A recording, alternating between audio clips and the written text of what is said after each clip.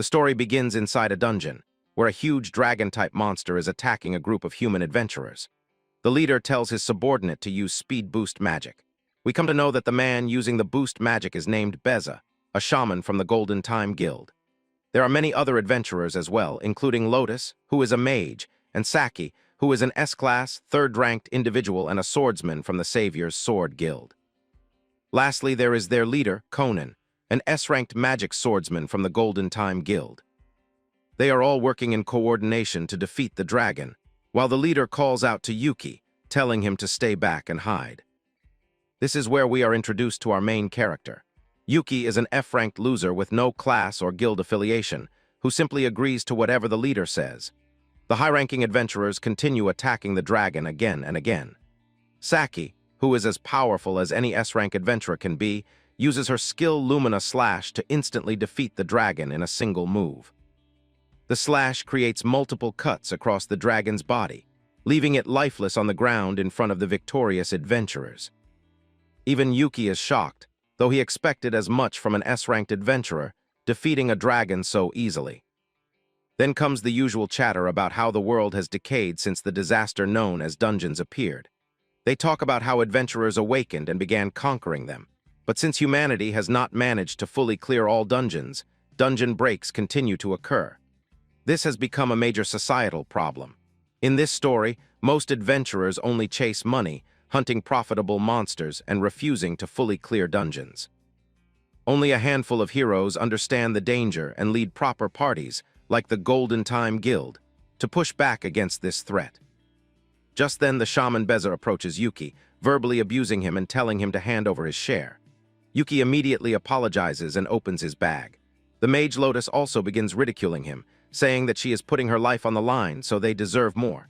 She tells Yuki that even if he is an acquaintance of Saki, they never expected such a small fry to tag along. He is the lowest-ranked rookie adventurer, has almost no mana, and is slow, making him the worst possible burden.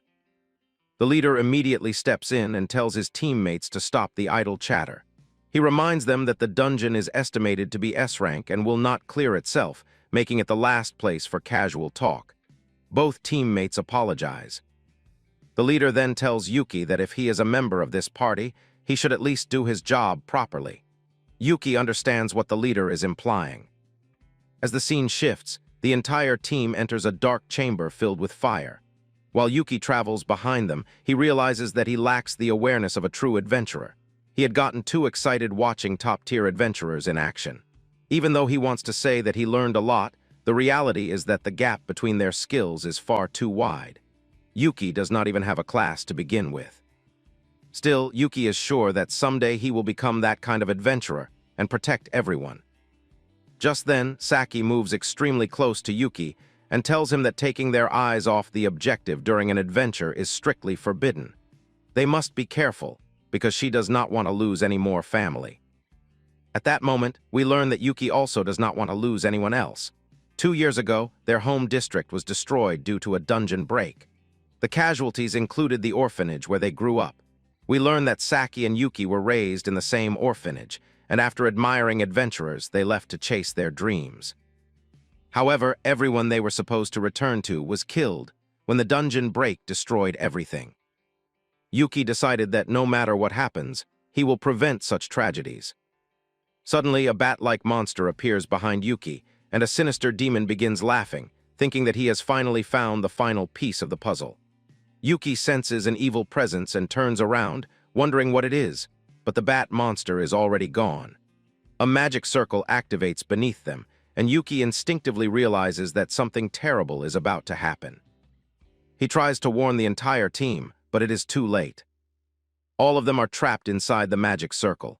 The leader recognizes it as a teleportation trap and orders everyone to brace for impact. The sinister voice echoes again, welcoming the human who will change everything. The scene immediately shifts as they are transported into a massive chamber. The team looks around in confusion, wondering where they are. One of them realizes that this is the boss room. The leader orders everyone to form a circle and secure the perimeter, while Yuki is told to prepare the return item. Meanwhile, Saki tightens her grip on her sword, wondering where the boss will emerge from. But suddenly, a blood-like substance started appearing on the floor, increasing with every passing second. Air bubbles formed on top of it as if something were boiling. Then, out of nowhere, a human foot appeared and began to materialize. An old-looking man emerged, wearing a servant's suit and clearly resembling a butler. However, the leader immediately assumed that he was the Demon King, a title granted only to the boss of an S-class dungeon, the wildest and most dangerous villain. Even the butler himself seemed shocked that someone like him was being mistaken for the Demon King. Saki did not waste any time. She immediately readied her sword and lunged toward the man. At the same time, the leader activated his eye power, using a skill called Ice Javelin, which launched multiple ice shards toward the butler at insane speeds. Saki also used Lumina Slash to enhance the power of the ice shards, multiplying them countless times. The entire area was covered in ice, yet the butler remained unharmed due to his power. The butler calmly remarked that young people these days lacked proper manners, attacking without even pausing to listen, and that on top of everything else, they were completely ignorant. Then we see 4 more figures standing beside the butler, all smiling as they look at the humans. One of them, a blonde elf, uses magic to throw the leader off balance while smiling sadistically, realizing that extra people had come along through the teleportation circle. In no time at all, these associates of the Demon King defeat the adventurers with ease, despite them being high-ranked. One of them tells the others that this is not the time to play around, because the Lord Demon King is finally arriving. Another massive teleportation circle appears in the boss room. Someone with long, wavy hair and royal attire begins to emerge, shocking the entire guild and all the teammates, including Yuki, who is unable to move due to the overwhelming surge of power. The Demon King fully materializes and immediately locks eyes with Yuki. Everyone present bows before the monster. As the Demon King smiles, all of them hail him. The guild leader realizes that at this rate, they will be completely wiped out. He wonders if anyone in the team can create an opening so they can do something. But the devilish aura is so intense that no one can move. Yuki understands that total annihilation is imminent, but there is one thing he is determined to do. He will not let the same tragedy repeat itself. He quickly pulls out his bag and starts rummaging through it, knowing that if the tragedy is to be prevented and the adventurers are to be saved, then he knows exactly what he must do. He pulls out a device with a button and presses it. A yellow glow begins materializing on the ground. It is a return sequence initiated by Yuki himself with a countdown of 5 seconds. As soon as the button is pressed, a barrier forms, protecting everyone from the guild. However, Yuki steps outside the barrier, sword in hand. He immediately taunts the Demon King, and when the Demon King appears in front of him, Yuki declares that he will be his opponent. Even the Demon King is surprised, wondering what a mere human could possibly do. Meanwhile, those who had ridiculed Yuki still fail to grasp the situation, realizing too late that if Yuki steps out of the return circle's range, they will be unable to return because the remote will be out of range. Saki screams Yuki's name, panicking over the reckless decision he is making. Just then, the leader intervenes, stopping Saki from rushing toward Yuki, knowing how dangerous the situation is. He immediately dashes toward the return circle, leaving Yuki behind to face the danger alone. Yuki turns around and smiles at the leader, knowing that he has understood the plan. Saki wonders what Conan is doing, while Yuki nervously continues smiling, believing that the leader made the right choice and truly understood what he intended. Suddenly, one of the Demon King's subordinates rushes forward and punches Yuki straight in the stomach, causing him to cough up blood. The Demon King watches closely, wondering what Yuki is planning.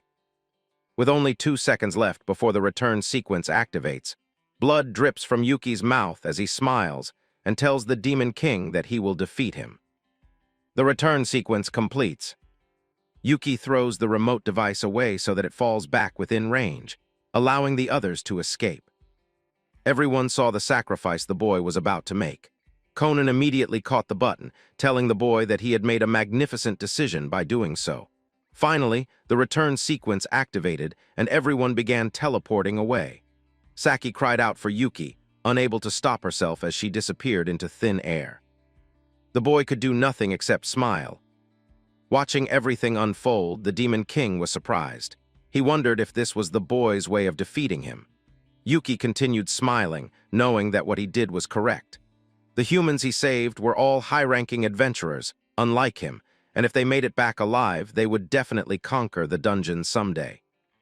Even though he felt pain at leaving Saki behind, he knew this was something he had to do for the sake of humanity.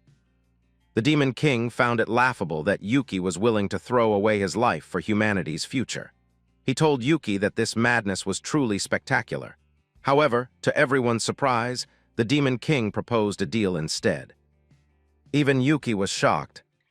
Wondering what the Demon King meant, Yuki listened as the Demon King told him to join them and help conquer other dungeon monsters. Clearing dungeons was a completely new concept to Yuki, and he wondered why the Demon King would want to do that. The Demon King explained that monsters were constantly at risk of being wiped out due to human conquest. Humans believed that danger came from demons and monsters, but the Demon King claimed that this was not true. If humans had not entered the dungeons in the first place, monsters would never have gone out of their way to harm them.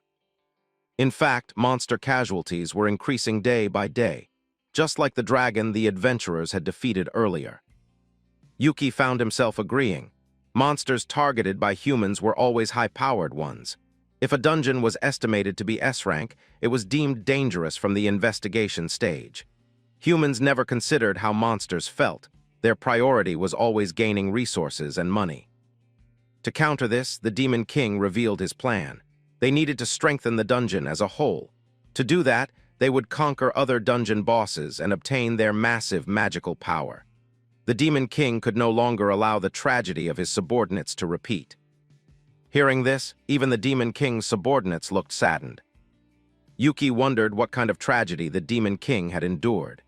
He realized that the being standing before him was the same as himself, someone willing to sacrifice others to protect his own, without hesitation. The Demon King was so confident in his plan that he was willing to cooperate with humans if necessary, all for the sake of his subordinates. Yuki understood this feeling deeply. He, too, would do anything for family, even if it meant dying.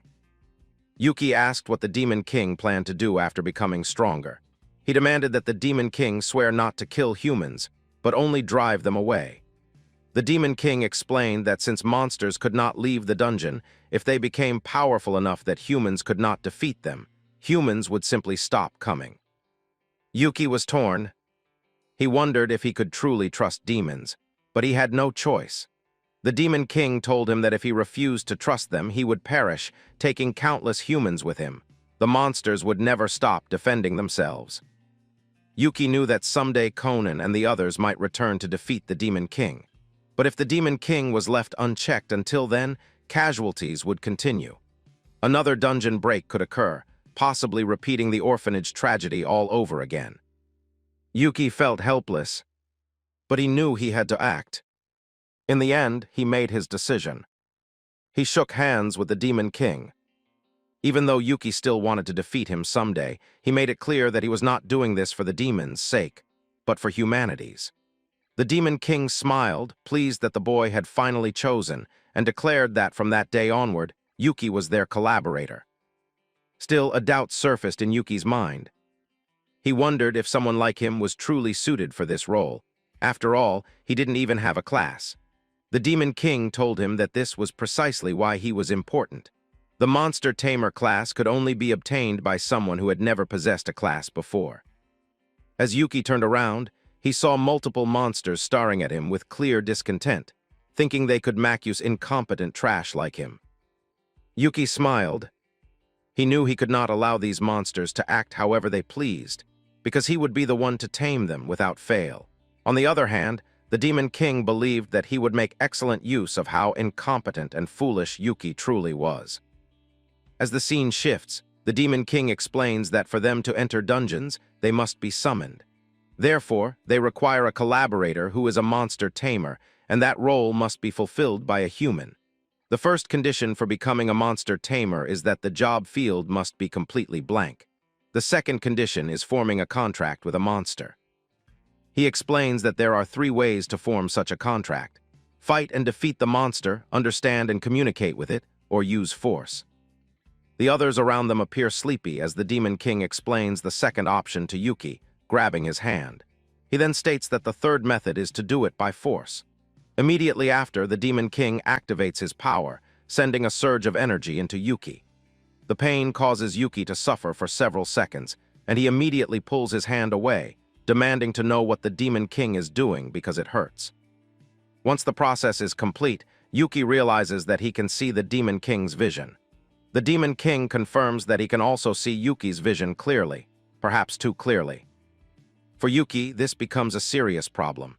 His actions are now completely exposed to the Demon King, and he realizes that they are likely already considering the possibility that he might betray them. He understands that he can no longer ask for help, as everything he does will be monitored. He will have to bear the burden alone. Yuki steels himself to carry this responsibility by himself. The Demon King snaps his fingers and tells Yuki that the preparations for the conquest are complete. A transfer circle appears once again, and Yuki is sent back to the surface. A red aura surrounds him as he dematerializes, leaving him confused about what preparations were even made, since he had not done anything yet. Before Yuki fully disappears, the Demon King tells him that any location will do, as long as Yuki can find a dungeon and summon him at the appropriate time so that he can handle everything. Yuki asks when the appropriate time will be, but before the Demon King can answer, Yuki is teleported outside the dungeon. There he sees Saki crying. She freezes in shock when she realizes that Yuki is alive. She immediately hugs him tightly, crying even harder than before. The other adventurers stare in disbelief, wondering how Yuki survived. As the scene shifts to the next day, Yuki is seen inside the dungeon management office, requesting to go on a dungeon conquest by himself. The receptionist is shocked by his request. Yuki himself did not expect to face a hurdle before even entering a dungeon. The receptionist looks at him suspiciously, questioning whether he understands that solo dungeon entry is explicitly restricted. She explains that dungeon raids and conquests are no longer primarily about clearing dungeons, but have become profit-driven activities for adventurers seeking money. Dungeon clearing has been forgotten by most adventurers, everyone except high-ranking individuals who understand the danger. This is precisely why dungeon outbreaks continue to increase. Even though guilds rarely speak about this harsh truth, everyone is already aware of it. To prevent stagnation and reckless dungeon activity, strict security measures and entry restrictions have been placed on discovered dungeons. Only individuals with specific ranks are permitted entry. The receptionist explains that contribution to an adventurer's guild is the main factor in gaining trust. Since Yuki's rank is extremely low, they cannot confirm his contribution, and therefore cannot allow him to suddenly dive into a dungeon alone. Yuki understands this. If he were truly trying to clear a dungeon, entering at such a low level would be pointless, as the monsters are powerful. Most people who do this are desperate for money, dreaming of a lucky breakthrough. However, Yuki needs to enter a dungeon somehow. He immediately changes the topic and explains that he is looking for an F-rank dungeon and that he is not entering for money but for leveling and experience. Hearing this, the receptionist relaxes and smiles. She tells him that in that case, he should go to an F-rank dungeon called Labyrinth of Silence, which has reports of monsters suitable for rookies. If this dungeon is acceptable to Yuki, she says, she will guide him to its location. As the scene shifts, we arrive near a forest area where the Labyrinth of Silence is located. The escort opens the lock and lets the boy enter, wishing him good luck for his conquest. She hands him a red button and tells him to press it if he requires any assistance. Yuki is shocked. Even though the lady told him that there was strict security everywhere for a neglected dungeon with only a few monsters, he guesses that this level of security is about right. Suddenly, a vicious voice rings inside Yuki's head. The Demon King asks what a neglected dungeon actually is.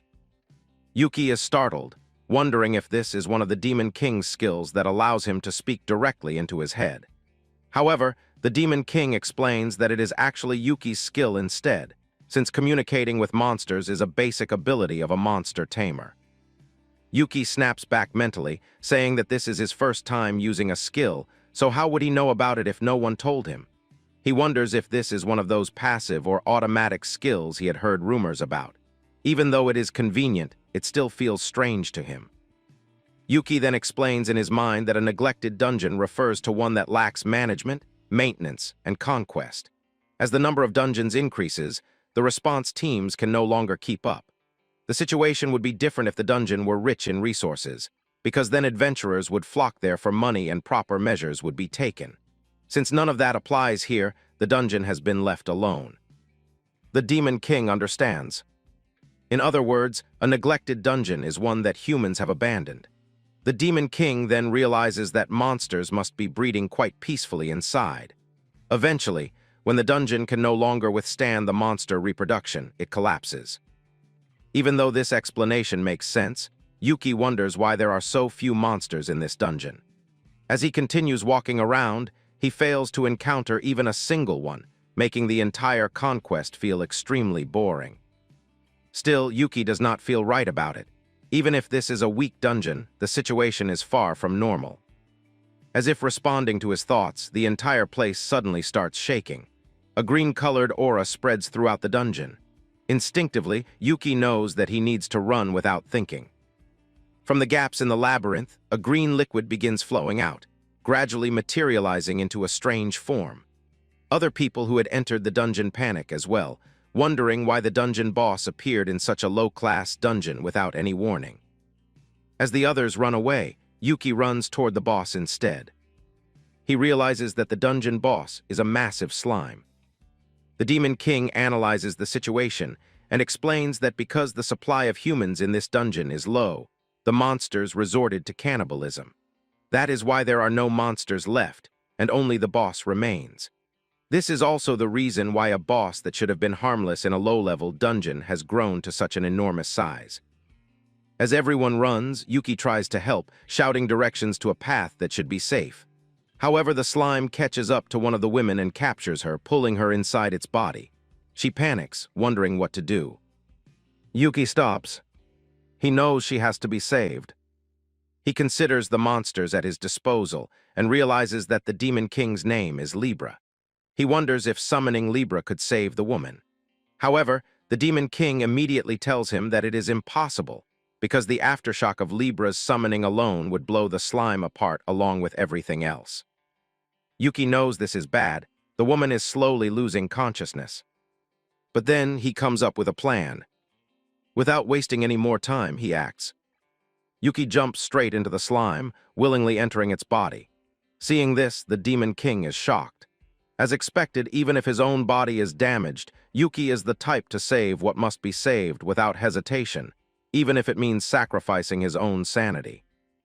Once the woman is within the protective range of the barrier, Yuki immediately summons the Demon King, believing that now is the appropriate time. A teleportation circle appears, and the Demon King Libra manifests behind Yuki, laughing.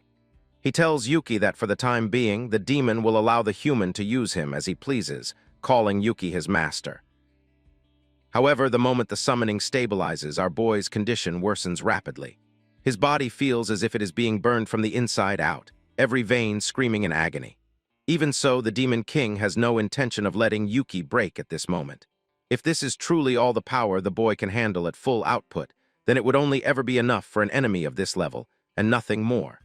That kind of power would not suffice in the long run. Soon after, both the boy and the Demon King act together. Their power synchronizes, forming a dense purple sphere of energy between them. The attack takes shape and is given a name, Chaotic Dawn. Despite its small size, the attack is more than enough. The slime is completely erased, blown into nothingness, not even leaving a trace behind as if it never existed at all. Yuki realizes then that this was not simply an attack, but a complete calamity. The sheer force of it frightens even the girl he had just saved, along with the other boy nearby. But before there is any time to react, the boy notices something far more serious. Yuki is badly injured. Blood covers his face, his body completely drained. They need to get him out of the labyrinth immediately.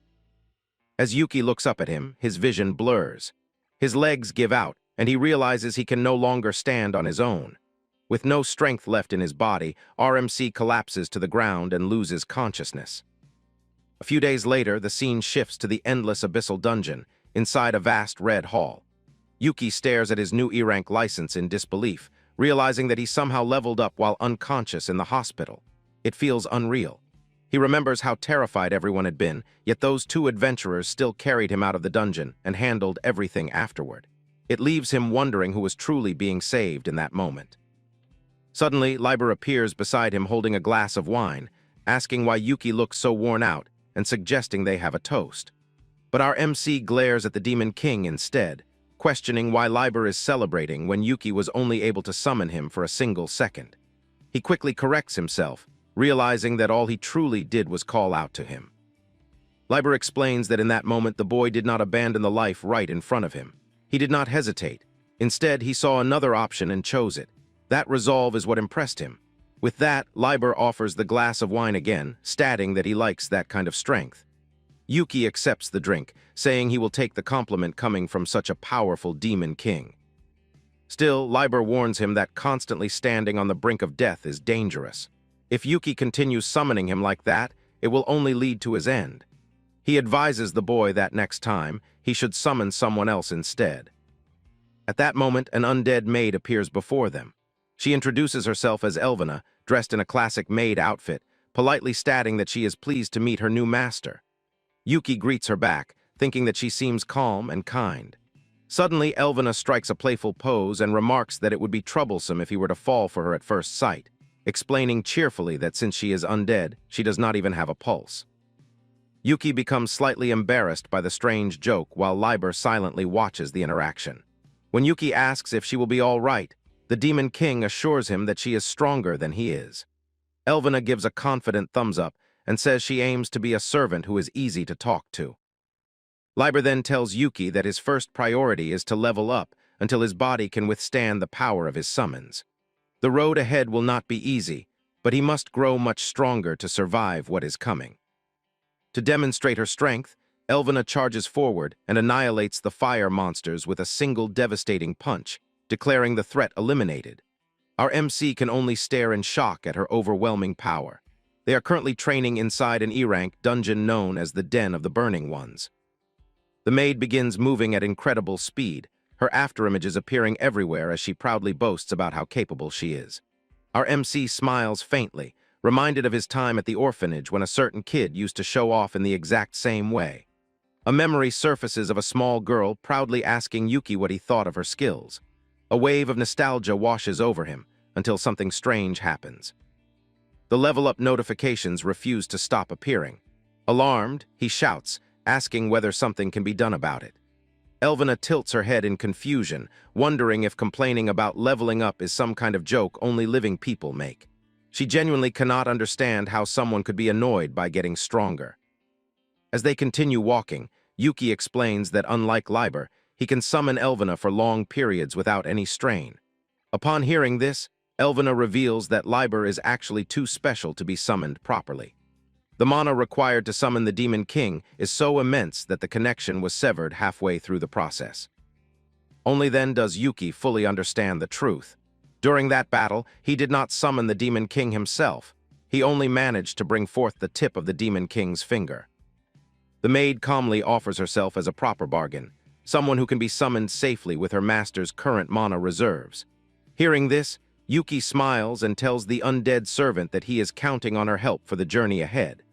The simple trust in his words makes Elvina unexpectedly shy, and she hides slightly behind the contract sigil that represents her summoning. At that moment, Yuki realizes something important. Summoning is not merely about raw power. It is about efficiency, cost-effectiveness, and how well one can manage their limited mana. Soon after, the two arrive before the boss room. A massive door towers over them, thick and heavy, clearly designed to keep whatever lies inside sealed away. Yuki wonders how they are supposed to open something like that. In response to his hesitation, Elvina snaps her fingers as if surprised he even had to ask. Without wasting another second, she rushes forward to demonstrate the proper way to deal with such obstacles. She kicks the massive door down in one clean motion and casually remarks that one should always knock before entering. Inside the chamber, a knight clad in heavy armor slowly rises to its feet. A blazing helmet burns atop its head, and a sword wreathed in intense flames rests in its grasp. Elvina briefly apologizes for the intrusion, then immediately rushes forward, declaring that this monster will serve as their training sacrifice. The knight does not hesitate. It swings its flaming blade toward the undead maid with lethal force. Yuki reacts instantly, drawing his sword and shouting for them to wait before the battle escalates. Something about the flames catches his attention. They are different from the fire monsters they have faced so far. As he rushes forward, calling out Elvena's name, she effortlessly parries the knight's attack, even before her master can reach her side. The clash of metal rings loudly through the chamber. Elvena seems only mildly surprised by the power behind the strike. When Yuki asks if she is all right, she praises him instead, saying that such awareness is exactly what she would expect from a good master. She then asks when he noticed that the flames were sacred rather than ordinary fire. Yuki replies that it was instinctive. The flames simply looked different. They reminded him of the light sake used in battle, which carried a holy attribute. Elvena explains that such flames are the natural enemy of undead beings like herself. She even jokes that her heart is racing, despite the fact that it stopped beating long ago. The knight, unfazed by their exchange, activates a skill. A sanctuary of fire manifests, forming a burning circle around them and sealing off all escape routes. Elvena immediately realizes that the boss has no intention of letting them retreat and compares its oppressive presence to that of the demon King Liber. Yuki briefly considers summoning Liber again to escape the situation, but Elvena stops him. With his current strength, she explains, she is the only summon he can sustain. While she remains manifested, he would not even be able to summon the tip of the Demon King's finger. With no other choice, Yuki accepts the situation and decides that they will have to deal with this enemy themselves. Elvena finds his resolve somewhat cruel and teasingly asks whether the monster tamer truly intends to fight alongside his monster. Yuki smiles and confirms that they are no longer master and summon, but battle partners. Elvena returns the smile, agreeing with his declaration. She shifts into a proper combat stance and says they should stay together. Yuki grips his sword firmly and prepares himself as well, determined to show the results of all his recent level-ups. And deep in his mind, he acknowledges that if things truly spiral out of control, he may be forced to use his trump card. The young man suddenly remembers that he must have acquired a new skill when he leveled up earlier. Acting on instinct, he activates it at once. The moment he does, his eye glows intensely, shining with a golden light. The skill reveals itself as Eye of Truth, and information floods his vision. The dungeon boss is using Holy Fire, an attribute that is especially strong against darkness. Realizing this, he immediately understands the danger Elvena is in. When the servant asks what is wrong, he notices her dark attribute and urgently tells her to attack while warning her of the incoming counter. The knight reacts instantly, unleashing a powerful sacred flame. A sharp danger warning flashes through Yuki's vision, and he shouts for her to dodge. Thanks to the warning, the two barely manage to evade the holy fire attack. He rushes in and pulls his servant away from the danger, making sure she is not hurt. He then explains that he can now see a monster's attributes, skills, and even their danger level. His glowing golden eye burns brighter as the newly awakened power continues to activate. Elvena thanks him, remarking that this is one of the basic abilities of a true monster tamer. The Fire Knight charges again, and although Yuki warns that his skill does not reveal everything, Elvena replies that this advantage is more than enough. With renewed confidence, she rushes toward the dungeon boss once more. Guided by her master's commands, she attacks freely, no longer worrying about surprise counterstrikes. Her blow lands cleanly, yet the knight shows no sign of damage. Yuki freezes in shock as he realizes her attack had no effect at all. It quickly becomes clear that her strikes are not truly reaching the enemy. Using Eye of Truth again, he finally understands the problem. The knight is not what it appears to be. Inside the armor, a small fire monster is moving freely, avoiding the servant's attacks from within. When Yuki explains this, Elvena finally understands what he means. With the plan forming, the servant asks her master not to hesitate and to trust her completely just this once. The Fire Knight prepares another devastating attack. Yuki shouts precise commands without hesitation, telling her to jump right, duck, retreat, and watch for an attack from below. His glowing eye tracks every movement as he orders her to strike the knight's right shoulder. Following the flow, Elvena then aims higher and delivers a powerful kick straight to the helmet. The impact lands solidly, and for the first time, the armored knight stumbles backward. Elvena notes with surprise that this is the first time the enemy has truly reacted to her attacks. Yuki continues pushing Eye of Truth to its limit, realizing they are only one step away from victory. Before he can issue the next command, a sudden explosion erupts. Elvina throws herself between the blast and her master, saving him at the last moment. She scolds him for neglecting his own safety, and Yuki apologizes awkwardly, aware that he took a dangerous risk. At that moment, Elvina grows serious and tells him to activate her special skill. Confused, he asks what kind of ability she possesses. A blue screen appears before him, revealing the skill Made of All Wild, a technique that temporarily boosts all of her stats. She explains that as her tamer, he has the authority to forcibly activate his summoned skills. This one, however, can only be used once and lasts for an instant. If timed correctly, it will prevent the fire monster from dodging. Trusting him completely, she smiles and says she knows he will use it at the perfect moment. Understanding the plan, Yuki steels himself and decides that the next exchange will end the fight. His eye floods with danger alerts as the knight prepares its final assault. He orders Elvina to dodge right and continue attacking non-stop, then suddenly commands her to stop to deceive the enemy. The servant slides left exactly as instructed. The Fire Knight unleashes a massive attack, and the explosion clips Yuki, throwing him hard to the ground. Elvina looks back in alarm as he spits blood, the damage far more severe than before. Even so, he forces himself back to his feet and shouts for her not to worry. His summoning mark glows brightly as he gives the final command. At that instant, he activates Made of All Wild. Pink energy envelops Elvina, her power surging explosively. With her enhanced strength, she strikes directly at the true core of the enemy, the small fire monster within the armor. The kick lands with terrifying force, creating a massive crater and shattering the knight's armor completely.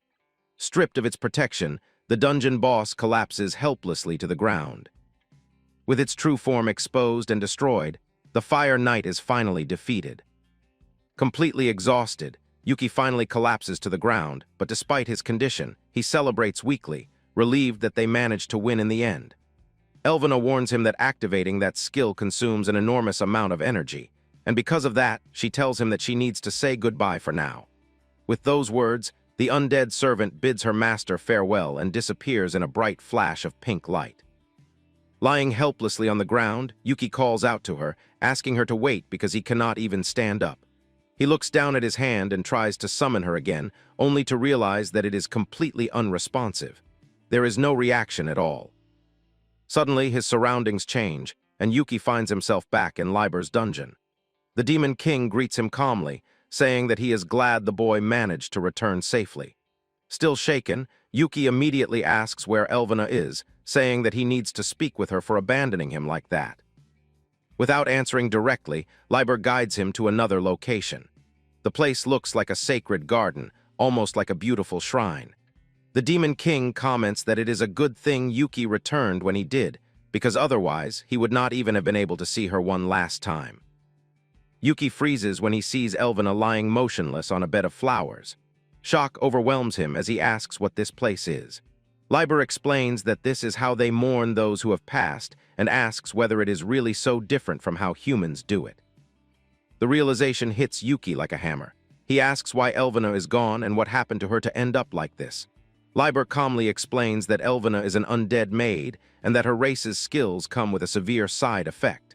The meaning becomes painfully clear. The usage limit of her skill required the sacrifice of her own life. Devastated, Yuki lowers his head, realizing that she paid with her life so they could win. Rage and despair flood his chest as he screams that he never ordered that and that all he wanted was to defeat the dungeon's enemy. With a sharp glare, Liber tells him to stop talking, explaining that Elvina made that choice to protect her dungeon. He says that her sacrifice was not meaningless and that she fulfilled her role perfectly. But Yuki refuses to accept it. He clenches his fists and says that the responsibility lies with him and no one else. He slams his fist into the ground with all his strength, feeling the crushing weight of guilt press down on his shoulders. He thinks that he should have thought things through better instead of blindly following her suggestion. Memories from the past resurface, reminding him of how he was unable to fight until the very end back then as well.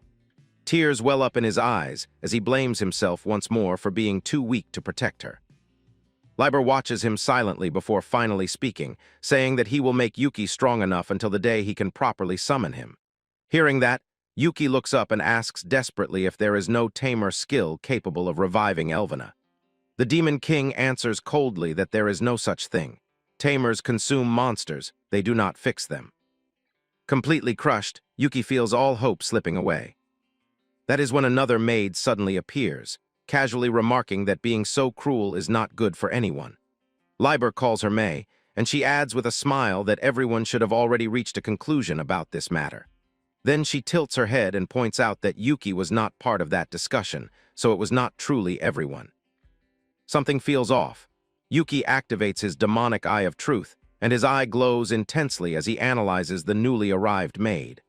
The skill reveals her true nature, sacred magic, and more importantly, a resurrection skill bound by specific conditions. Shock washes over Yuki as he finally understands. With a mischievous smile, May asks whether he wants to know the method to revive Elvina. Yuki is filled with hope and shouts, asking if Elvina can really come back to life. He points at the maid and says that with her skill, his friend can be saved from that fate. May simply winks and replies that since he can already see her skill, there is no need for her to explain how it works. However, Yuki shakes his head and explains that he can only see the effect of the skill, not its requirements. He adds that there are clearly conditions attached to its use. Faced with this, Liber understands the limitation and tells the maid to explain everything properly to Yuki. With a calm expression, the servant formally introduces herself as Mai, the head maid of the dungeon. She explains that she is responsible for managing everything within it, maintenance, backups, and even resurrection protocols. The words backup and resurrection make Yuki's eyes shine with renewed hope. Mai recalls that humans frequently invade dungeons to eliminate them. She projects an image of a defeated dragon and explains that her role exists for worst-case scenarios. If a core defender dies, she can revive them so the dungeon does not collapse entirely. Unable to contain himself, Yuki shouts that they can revive Elvina right now. Mai immediately corrects him, reminding him that the skill has strict conditions. She begins by explaining the first condition. The mana cost is enormous. As an example, Mai says that reviving Yuki if he were to die would require mana equivalent to creating an entire dungeon floor. Hearing that, Yuki realizes that for a human, resurrection costs the mana of a full S-rank dungeon floor, and his heart tightens as he thinks about Elvina. Mai continues, explaining that resurrecting Elvina would drastically shrink the dungeon itself to compensate for the mana loss. Yuki immediately understands the implication. If the dungeon becomes smaller, it also becomes easier to conquer. The maid confirms this and explains that someone named Cyan-chan strongly opposed using resurrection for that very reason. Thinking quickly, Yuki suggests slowly storing excess mana over time. Unfortunately, Mai shakes her head and crushes his hope, explaining that Elvina's remaining mana will dissipate completely within 10 days. That means they must gather the required mana before then. After a brief pause, Mai reveals her original idea, having Yuki conquer another dungeon. She smiles lightly and clarifies that it would need to be far larger than any dungeon he has faced so far. At once, Yuki understands. Clearing dungeons is not just about leveling up, it is about stealing their accumulated mana for the resurrection. Liber confirms this, but adds that the dungeons they have dealt with so far are nowhere near sufficient. Yuki asks how much mana would be required if even weak dungeons are not enough. Mai replies honestly that she does not understand human ranking systems well. She recalls that, when she suggested conquering a massive dungeon, everyone strongly opposed the idea, believing it would lead only to pointless death. Liber speaks up, stating that they cannot expose the key piece of the plan, Yuki, who already risked his life once, to such overwhelming danger again. Clenching his fists, Yuki steps forward and asks Liber to let him take the mission alone. The Demon King immediately calls him reckless and asks whether he even has a strategy. Liber warns that sending Yuki and another summoned creature without preparation would only lead to another tragedy like Elvina's. Yuki admits that Liber is right. He has no concrete plan and he does not yet know how to grow strong enough. Still, he declares that if this is the only path to saving her, then he will walk it no matter the cost. He reminds Liber that before any other contract, he formed a pact with him first. Liber nods slowly, acknowledging the words, though hesitation still lingers in his expression. Suddenly, drops of blood fall from Liber's hand onto the grass of the sacred garden. The blood pools together and takes shape, forming a man dressed in a butler's suit. With a calm voice, the figure declares that in that case, he will resolve the problem himself, and that he will personally train Yuki. Yuki immediately recognizes the butler. This was the same man who once fought Saki. Mei calls him Vento-chan, reminding Yuki that he was also one of those who supported the dungeon-conquering plan. Still, Vento warns that at Yuki's current level, sacrifices are inevitable. Faced with everyone's resolve, Liber finally agrees. He entrusts Yuki to Vento for the next 7 days, and the butler accepts the order without hesitation. Turning around, Vento tells Yuki to follow him to the training grounds. Yuki quickly follows, saying that he is counting on him to become stronger. Mai lets out a small sigh of relief, believing that Vento's strength will be enough. However, Liber immediately orders her to accompany them and supervise the training personally. He explains that Vento opposed involving a human until the very last moment, and he fears the butler might go too far and kill Yuki during training. Mai blinks in surprise at the sudden command, but nods without protest. Moments later, a massive blue teleportation magic circle envelops them. Yuki feels tense, unsure of what awaits him. When the light fades, he stares around in amazement and asks if this place is truly inside a dungeon. Vento replies calmly that this is merely a fragment of Liber's power, explaining that each executive was granted an entire floor of their own. Vento says that Yuki is the first human ever allowed to see the executive's floors, and that it should be considered a great honor. Hearing this, Yuki realizes that resurrection truly must be a last resort if it requires sacrificing so many dungeon floors. He then asks what the training will involve, and whether the butler plans to help him level up. Vento calmly explains that leveling up is the process of extracting mana from monsters and fusing it into one's own body. Yuki immediately understands that adventurers damage entire dungeons simply by fighting inside them. However, Vento adds that because Yuki has a contract with Liber, he cannot level up through conventional means. With that explanation, Yuki finally understands why he was sent to other dungeons instead. He asks what his actual training will consist of. Without warning, the butler suddenly throws a sword straight at him. Yuki barely manages to catch it, completely caught off guard. He looks down at the weapon and briefly wonders if the training will simply involve improving his equipment. Vento immediately dismisses that thought, stating that Yuki has no foundation whatsoever, and that there is far more he needs to learn. He continues, explaining that to achieve anything, one must possess strength, knowledge, and talent. Before Yuki can respond, a massive wave of pressure crashes into him. He cries out, asking what that was. With a serious expression, Vento tells him that if he truly wants Elvina back, then he must first build the strength he lacks. The butler raises his sword and declares that Yuki must rebuild himself from nothing. Yuki barely manages to block the next attack. Vento's movements are so fast that he cannot even think properly. As their blades clash, the butler continues his lecture, stating that if Yuki cannot even endure this much, then fate itself cannot be entrusted to him. Staggered by the overwhelming pressure, Yuki shouts back that he does not intend to use his power to harm anyone. Vento replies coldly that he alone will decide whether those words are true. He adds that this training exists for the sake of the dungeon, and for the great demon king, Liber.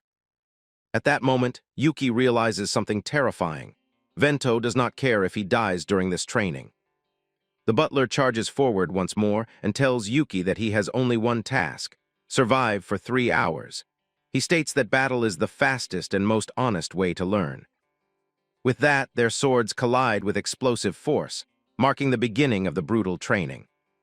With a fierce and determined look in his eyes, Yuki shouts that he will fight with the resolve to sacrifice himself if necessary. From there, Yuki activates his special skill, Magic Eye of Truth, for the battle. The moment his eye glows, the technique reveals Vento's attribute as water along with his skill, Blue Flower Blade. The realization hits immediately. Any direct hit would be fatal. The difference in level and experience is simply too vast. Understanding this, Yuki decides that if defending is impossible, then survival lies in movement, staying where danger cannot reach him. Vento questions whether this single ability is all the young man can rely on. As he attacks again, the butler effortlessly kicks Yuki away, criticizing his delayed judgment. He warns that thinking only after being blocked is no different from asking to be eliminated, and that hesitation in battle is the same as surrender. Vinto attacks again, and Yuki's eye floods his vision with danger warnings. Panic grips him as the speed of the strike nearly overwhelms his senses, and he barely manages to react in time to defend himself. Realizing defense alone will not save him, Yuki shifts tactics and goes on the offensive, his sword glowing as he lunges forward. The butler blocks the strike effortlessly and states that forcing an attack will never change the outcome. In the next instant, Vinto flashes forward with absurd speed, sending Yuki flying through the air. The butler pauses, studying him with a serious and disappointed expression. Even so, he acknowledges that Yuki's movements have improved slightly since the fight began. Breathing heavily, Yuki shouts that with his eye, he can see the sword's trajectory and understand how to defend against it. It is not just about stats. His eye allows him to perfectly read how monsters move. At that moment, a torn piece of Vinto's clothing falls to the ground. The butler realizes then that Yuki isn't merely observing, he is learning. Still, Vinto warns that even with such a skill, it is far from enough. He explains that their physiques are fundamentally different, and as a result, their sword techniques and force output are on entirely separate levels. The truth hits Yuki hard. Vinto has been holding back the entire time. As their blades clash again, the butler adds that their battle experience cannot even be compared. Yuki's arms and legs scream in protest, nearing their limits as danger alerts continue to pile up in his vision. With his eye glowing fiercely, Yuki notices something terrifying. Vinto has not used magic at all. This realization confirms it. The butler exists on a completely different plane. Even so, Yuki does not retreat. He charges forward once more, shouting that if that is the case, then he will catch up to him one day. Vinto wonders whether this unbreakable spirit is mere recklessness, or something far more dangerous. Deciding to find out, the butler prepares a new attack and declares that he will test Yuki seriously this time. Suddenly, Vinto activates his skill. Blood-dark energy erupts around him, completely enveloping his form. Yuki's magic eye is overwhelmed, flooded with countless danger alerts until he can no longer see anything meaningful at all. In that instant, Yuki understands something crucial. He does not need more warnings, he needs information. Forcing himself to stay calm, he changes his perspective. Instead of reacting to danger, he focuses on prediction. He pours everything into his eye, ignoring the alerts entirely, and forces it to extract the core data. The truth is revealed. The skill converts blood into bladed constructs that attack the target directly. The butler launches the attack, blood petal blade, with lethal intent. With his eye blazing, Yuki braces himself. The technique detonates upon impact, engulfing the area in smoke and debris. The explosion leaves the battlefield silent. Vinto watches for a moment before approaching Yuki's motionless body, his expression unreadable. Then, Yuki jolts awake, gasping, lying in a luxurious bed. Confused, he looks around. Sitting calmly in an armchair nearby, Vinto asks whether he has finally awakened from his forced rest. Rising with a book in hand, the butler tells him to follow. The next phase of training awaits. The memory of being struck still lingers vividly in Yuki's mind, and he asks about his injuries. Vinto explains that I intervened and healed him before death could fully take hold. He adds that despite being crude, Yuki attempted to copy the technique using his eye at the very last moment. This earns the butler's genuine interest. Vinto admits that Yuki's audacity, attempting to steal a skill mid-combat, has impressed him, and that he is now curious to see just how far the young man can go. But he issues a warning. From this point onward, the real training begins. Moments later, Vinto opens a massive door, revealing the next stage. Inside, numerous monsters wait, their presence suffocating. The butler declares that to begin, Yuki will face all of them alone. Color drains from Yuki's face, sweat forming instantly. Acknowledging the absurdity of the numbers, Vinto tells him to deal with it regardless and prove his worth. Letting out a nervous laugh, Yuki thinks that he never imagined he would grow accustomed to situations like this. Then, with a firm and determined look, he accepts the truth. He has already grown used to facing a death he knows may come. The scene shifts, and Yuki finds himself dressed in a butler's uniform, staring down at his own clothes in disbelief, and wondering why he is doing something like this. His confusion only deepens when he realizes he is serving tea to monsters, one of them a bat-like creature hovering lazily nearby. Vinto explains that an elite swordsman wastes no movement and optimizes everything he does. According to him, a butler's discipline allows no distractions. By serving, walking, bowing, and reacting with precision, Yuki must learn to use his entire body in harmony while simultaneously refining the use of his eye. Skills, Vinto reminds him, grow according to how they are used. With that, he explains that several monsters are present at the gathering, and instructs Yuki to read their desires instead of their hostility. Accepting the challenge, Yuki decides to observe first.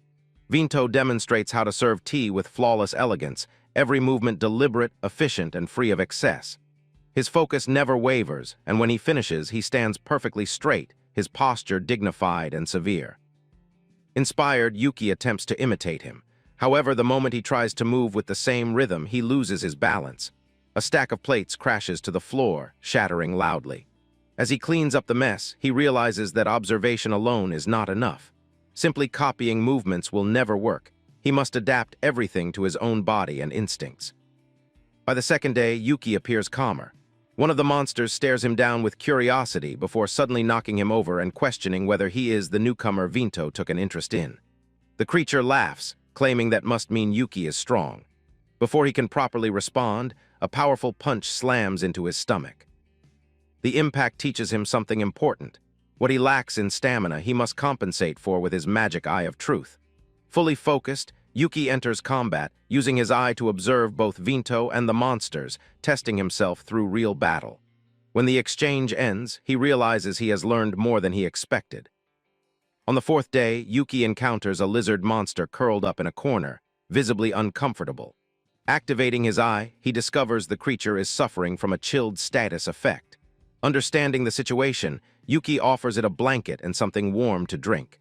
Through this interaction, he realizes that monsters are not uniform, they are as diverse and complex as humans. Serving tea to the creature, Yuki finally begins to grasp the true purpose behind this training. It is not about obedience but awareness, prediction, adaptation. By the sixth day, he meets a small bat monster that appears weak and hungry. Thinking simply, Yuki prepares food, believing that all he needs to do is predict its needs and act accordingly. Instead, the bat suddenly bites him and begins draining his blood. Only then does Yuki realize the creature possesses a vampirism skill, using his blood as nourishment. Painfully, the lesson is etched into him. Prediction without complete understanding is still failure. On the seventh and final day, Yuki serves tea with surprising calmness and mastery. His movements are precise, his posture steady, his presence composed. He places the cup on the table with refined elegance, the result of 7 relentless days of repetition and pain. Vinto tastes the tea. While he says the flavor itself is irrelevant, he acknowledges that Yuki's demeanor is acceptable. For 7 days, it has been a cycle of combat and gatherings, bruises and observation, and Yuki has endured it all. But Vinto immediately denies that the training is over. He warns that the end begins now. Without hesitation, Vinto activates Bloodflower Blade, crimson energy erupting around him. Yuki's heart tightens as he realizes that this is the true final trial. Vinto explains that Yuki can now activate his eye instantly, and that he once merely imitated him. Now he must go further. He must make the skill his own. Otherwise, he will perish. Yuki accepts this without fear. He already understands that failure here means death. His eye glows intensely as he analyzes the incoming attack. Vinto's red gaze locks onto him, both master and student standing on the edge of a decisive clash. This time, Yuki sees the blood-to-blade transformation in far greater detail than before. Understanding dawns. With resolve, Yuki cuts his own hand, letting blood flow. In that moment, he realizes he finally understands how to use his body as part of the technique. Activating Blue Flower Blade in his own way, he prepares for the final exchange. Their blades collide. unleashing a violent explosion of blood-tinted energy that shakes the area. Through sheer will and perfect timing, Yuki breaks through. His blade lands cleanly across Vinto's chest. The impact of the clash sends Vinto flying backward, his body crashing against the ground as shock flashes across his face. Lying there, the butler lets out a quiet lament, murmuring that it is a pity, wondering if he misjudged a single step. But Yuki does not share that hesitation. As he stands there, his thoughts drift to Elvina and the fact that he still has not saved her from her fate. That realization fuels something deep inside him. Gritting his teeth, he forces himself upright and refuses to accept an ending decided by someone else. He yells for Vinto not to decide his limits on his behalf. Blood stains the ground beneath his feet, and without hesitation, Yuki draws upon it, activating his skill once more with everything he has left. This time he does not imitate, he redefines. The blood rises and twists, transforming into countless razor-sharp blades that hover in the air, responding to his will. It is no longer blood flow or blade. It is his own version, shaped by desperation, resolve, and refusal to yield. Vinto's eyes widen as he realizes the truth. Yuki has not merely copied the skill, he has reshaped it entirely. With a raw shout, Yuki demands to know if his master truly believed he would give up after failing once. Declaring that this is no longer a battle of refinement, but one of quantity, he unleashes the swarm of blades in a final, overwhelming assault. The storm of blood crashes forward, each blade carrying his resolve to surpass his master. The attack lands cleanly. Panting heavily, Yuki asks what Vinto thinks of his new technique, his body trembling from exhaustion. But even then, the butler raises his hand and halts the blade barehanded, blood dripping slowly from his palm. Rather than anger, Vinto smiles. He praises the technique as splendid.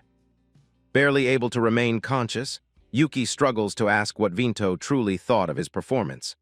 The butler answers honestly, pointing out that while the attack is powerful, it cannot be used repeatedly in quick succession. Unable to deny it, Yuki admits he has reached his limit. His legs give out.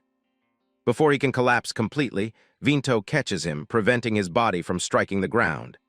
As he lifts him, Yuki's phone slips from his pocket, falling unnoticed onto the floor.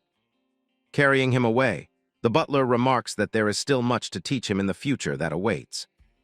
On the ground, the abandoned phone lights up. A message arrives from Saki. The scene shifts to her as she stares at the screen, worry evident on her face. Even knowing the operation is a joint effort, she cannot shake her concern for Yuki's safety. She opens the attached document. The mission details become clear. It is an exploration request for a B-rank dungeon. Worse still, the dungeon's boss remains unknown. A fact that makes the mission far more dangerous than it should be.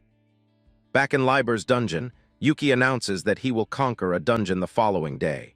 The Demon King listens with a faint smile and remarks that it seems Yuki has finally gained some real strength. Yuki confirms it calmly, adding that he can at least handle a sword properly now. Mai, however, tilts her head in doubt and asks how an E-rank like him plans to enter a B-rank dungeon.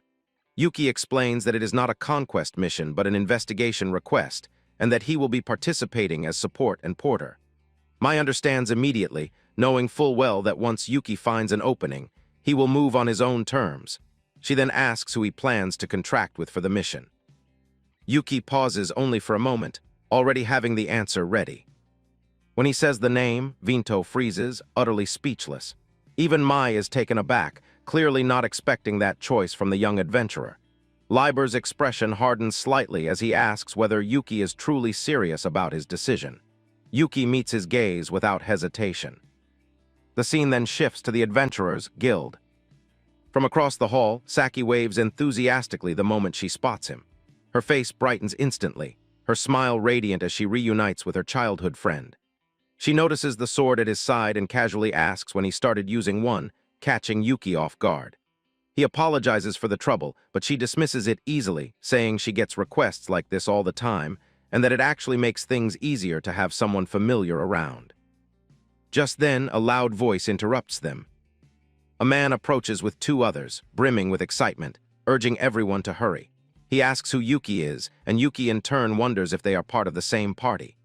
Saki explains briefly that they are volunteers who accepted the request through the guild. Lowering her voice, she adds that they joined because they want to level up efficiently by working under an S-rank adventurer. The group's leader points at Yuki and asks if he is an A-rank. Saki answers honestly that Yuki is an E-rank. Yuki awkwardly asks if that is a problem. The man explodes in disbelief, shouting that Yuki is ranked even lower than they are. His companions quickly agree, insisting that an E-rank will only slow them down and demanding that Saki remove him from the team. She ignores their complaints and calmly asks whether they forgot that Yuki conquered 2 dungeons alone recently. Yuki reflects that, technically, he was not completely alone. The volunteers scoff, saying that dungeon conquests do not matter for leveling and that investigations are what count. Their leader grows visibly irritated, admitting that he expected Saki to guide them so they could rise to A-rank easily. He complains that having a solo conqueror around would only interfere with his evaluation. Saki's patience finally wears thin. She sharply corrects him, stating that this is not a leveling mission, but an investigation, and that the dungeon itself is the target. With that, the group enters the Cave of Cloistered Desire, a B-rank dungeon. As they move inside, Saki explains that a dungeon's rank is usually determined by the boss's level. The stronger the boss, the more complex the first floor becomes, and the greater the number of floors hidden inside. As they advance, monsters begin to appear along the path, testing the party's coordination. Yuki asks how they can determine the danger level if the boss itself has never been found. Saki explains that no matter which floor explorers reach, the boss never reveals itself. The more methods it uses to conceal its presence, the more dangerous the dungeon becomes. In short, the rank is judged by the size of the first floor and the number of layers beneath it. One of the adventurers admits that the boss is so elusive that the investigation request escalated all the way to her. Suddenly, one of the volunteers shouts and charges forward, swinging his axe at a monster that bursts from the ground. The volunteers immediately start arguing over the kill, shouting for no one else to interfere. The chaotic behavior itself highlights just how dangerous the dungeon truly is. A man named Gadao boasts loudly, turning to Saki and claiming he defeated the monster perfectly. She visibly tenses, already exhausted by his attitude, while Yuki quietly thinks about how difficult it must be to manage people as an S-rank. Moments later, Gadao turns his attention to Yuki, mocking him openly for being an E-rank. He loudly declares that Yuki should stay back and do nothing, insisting that as long as they are here, Saki will be safe. Then his expression freezes. Behind him, a massive stone form begins to rise from the ground. Before anyone can react, several golems with glowing eyes fully emerge, surrounding the party. Terror spreads across the volunteers' faces as the scale of the threat becomes clear. Saki and Yuki immediately prepare for combat. Without hesitation, Saki leaps forward, activating one of her special techniques. Her blade flashes with light as she unleashes luminous slash, cutting through the stone creatures with overwhelming speed. The attack is so fast that Gadao cannot even track it properly, left staring in shock at the cleanly shattered golems. Saki turns back sharply and warns them that she does not need their combat strength. She tells them their only job is to investigate and survive, nothing more. Yuki apologizes, explaining that he only cut the creatures so they would not get in Saki's way. The golem had been sliced into perfectly clean sections, the cuts so precise that the pieces barely shifted before collapsing. Seeing this, Saki is clearly surprised and realizes that Yuki synchronized his strike with the exact timing of her own attack. When she asks about it, Yuki simply nods, saying he acted because the situation looked dangerous. Saki finds it hard to believe that someone so new to swordsmanship could keep pace with her movements. The more she thinks about it, the more impressed she becomes, understanding that the light impact from the golem's collapse was proof of perfect coordination. With a smile, she praises Yuki, telling him he did exceptionally well and that he was a huge help. Yuki glances around the tunnel and comments on how strange it is that monsters keep emerging directly from the walls. Saki responds by instructing the volunteers to focus on investigating the dungeon and to leave the fighting entirely to her.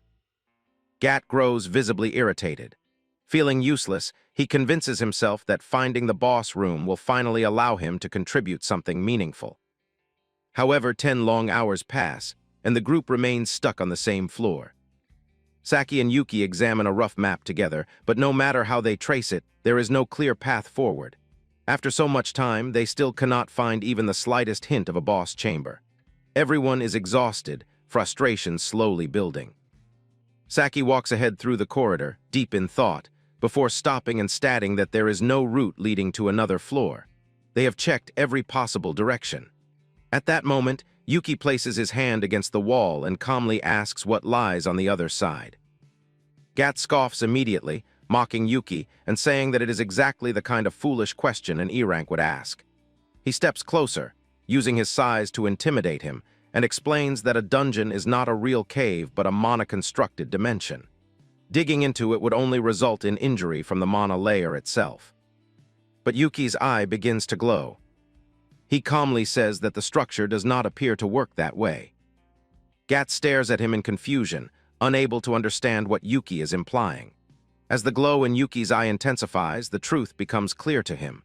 The wall, no, the entire cave, is made of the same material as the golems they fought earlier. It is not stone. It is clay. A massive clay golem. The moment Saki understands, she immediately orders everyone to move back. Without hesitation, she unleashes luminous slash directly at the wall. Her blade strikes head-on, and a massive explosion tears through the structure. A passage opens. Shocked but decisive, Saki shouts for everyone to move through the opening immediately. They pass through the breach and suddenly emerge into a space completely unlike anything they expected. The enclosed dungeon gives way to a vast, open desert-like area beneath an endless sky. Yuki carefully analyzes the surroundings with his enhanced vision, trying to grasp the full scope of what they are seeing. Then they look up. Towering above them is the silhouette of a colossal creature. Gat freezes in sheer terror, unable to comprehend the scale of what stands before them. Saki stares at the giant with a grave expression and delivers the truth. They were never truly inside a dungeon at all. They had been wandering inside the body of a gigantic golem that had been posing as a dungeon the entire time. Gat panics, screaming in disbelief, and demanding to know the point of such a thing. Saki answers calmly that it was done for one reason only, to deceive the dungeon ranking system. Yuki immediately understands. This is not a hidden section of a B-rank dungeon. This is the real first floor, and its actual difficulty is far higher than reported. Saki pulls out a device and shares the information she has gathered with the group. Her expression is serious as she reveals the truth. This is not the B-rank sealed cave of desire listed in the guild records. In reality, they have stepped into a massive A-rank dungeon. Worse still, it is already on the verge of evolving into an S-rank dungeon. And the situation was far more dangerous than anyone initially realized. The sheer scale of the place created the illusion that they had stepped outside the dungeon entirely. To make matters worse, a mysterious floating castle loomed far off on the horizon, radiating an ominous presence. Gadao asks what the monster's duty had been, and Saki explains that the golem existed to prevent an S-rank conquest. When the big man nervously wonders whether the creature will move again, Saki shakes her head and clarifies the situation.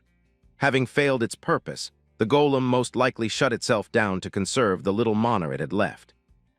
Gadao is startled by this revelation, and Saki continues, explaining that dungeons are not merely hunting grounds but the front lines against humanity's true enemies. Hearing this, Yuki recalls Liber and his servants and silently agrees. He remembers that they were intelligent, strategic beings, and that some of them even possessed emotions indistinguishable from humans. Saki says this outcome is a blessing in disguise. They managed to uncover the dungeon before it fully evolved into an S-rank threat. Because of that, they now have the opportunity to strike the core directly before the boss can hide itself again. With that conclusion reached, the investigation officially ends, and Saki announces that the dungeon conquest will now begin. She orders the volunteers to return to the guild and make their report, pointing out that the exit gate is nearby. However, Yuki immediately says he will not go back. He declares that he will fight alongside her.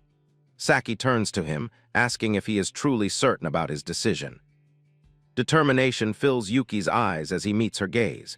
He asks if she is sure about bringing him along, and Saki responds that she needs someone who can carry the boss's information back if everything goes wrong.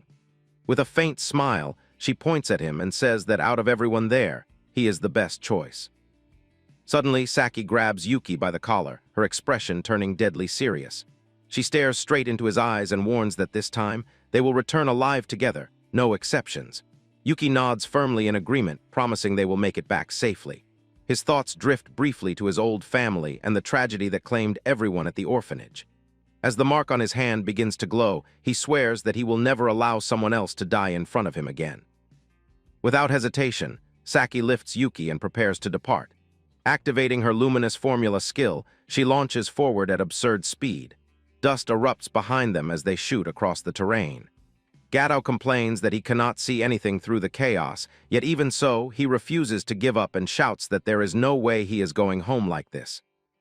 Along the ground, a strange, glowing fragment of stone seems to guide their path. Following it, the two take the shortest route toward the floating castle they had seen earlier. With overwhelming force, Saki tears through obstacles in their way, her strikes shattering everything that blocks their advance. They finally arrive inside a massive hall and land safely upon the ground. Wings of light fade behind them as the space settles. Saki senses the overwhelming mana density and wonders aloud if this is truly the lowest floor. She admits she cannot believe humans ever reached this place on their own. The chamber before them resembles a grand throne room, filled with enormous golden crystals embedded in every surface.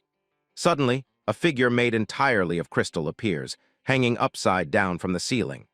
The creature stares at them with a sinister smile, and Yuki instantly understands that she is the dungeon boss. The monster introduces herself as Carrot, the jewel golem, proclaiming that she will become the most beautiful demon king.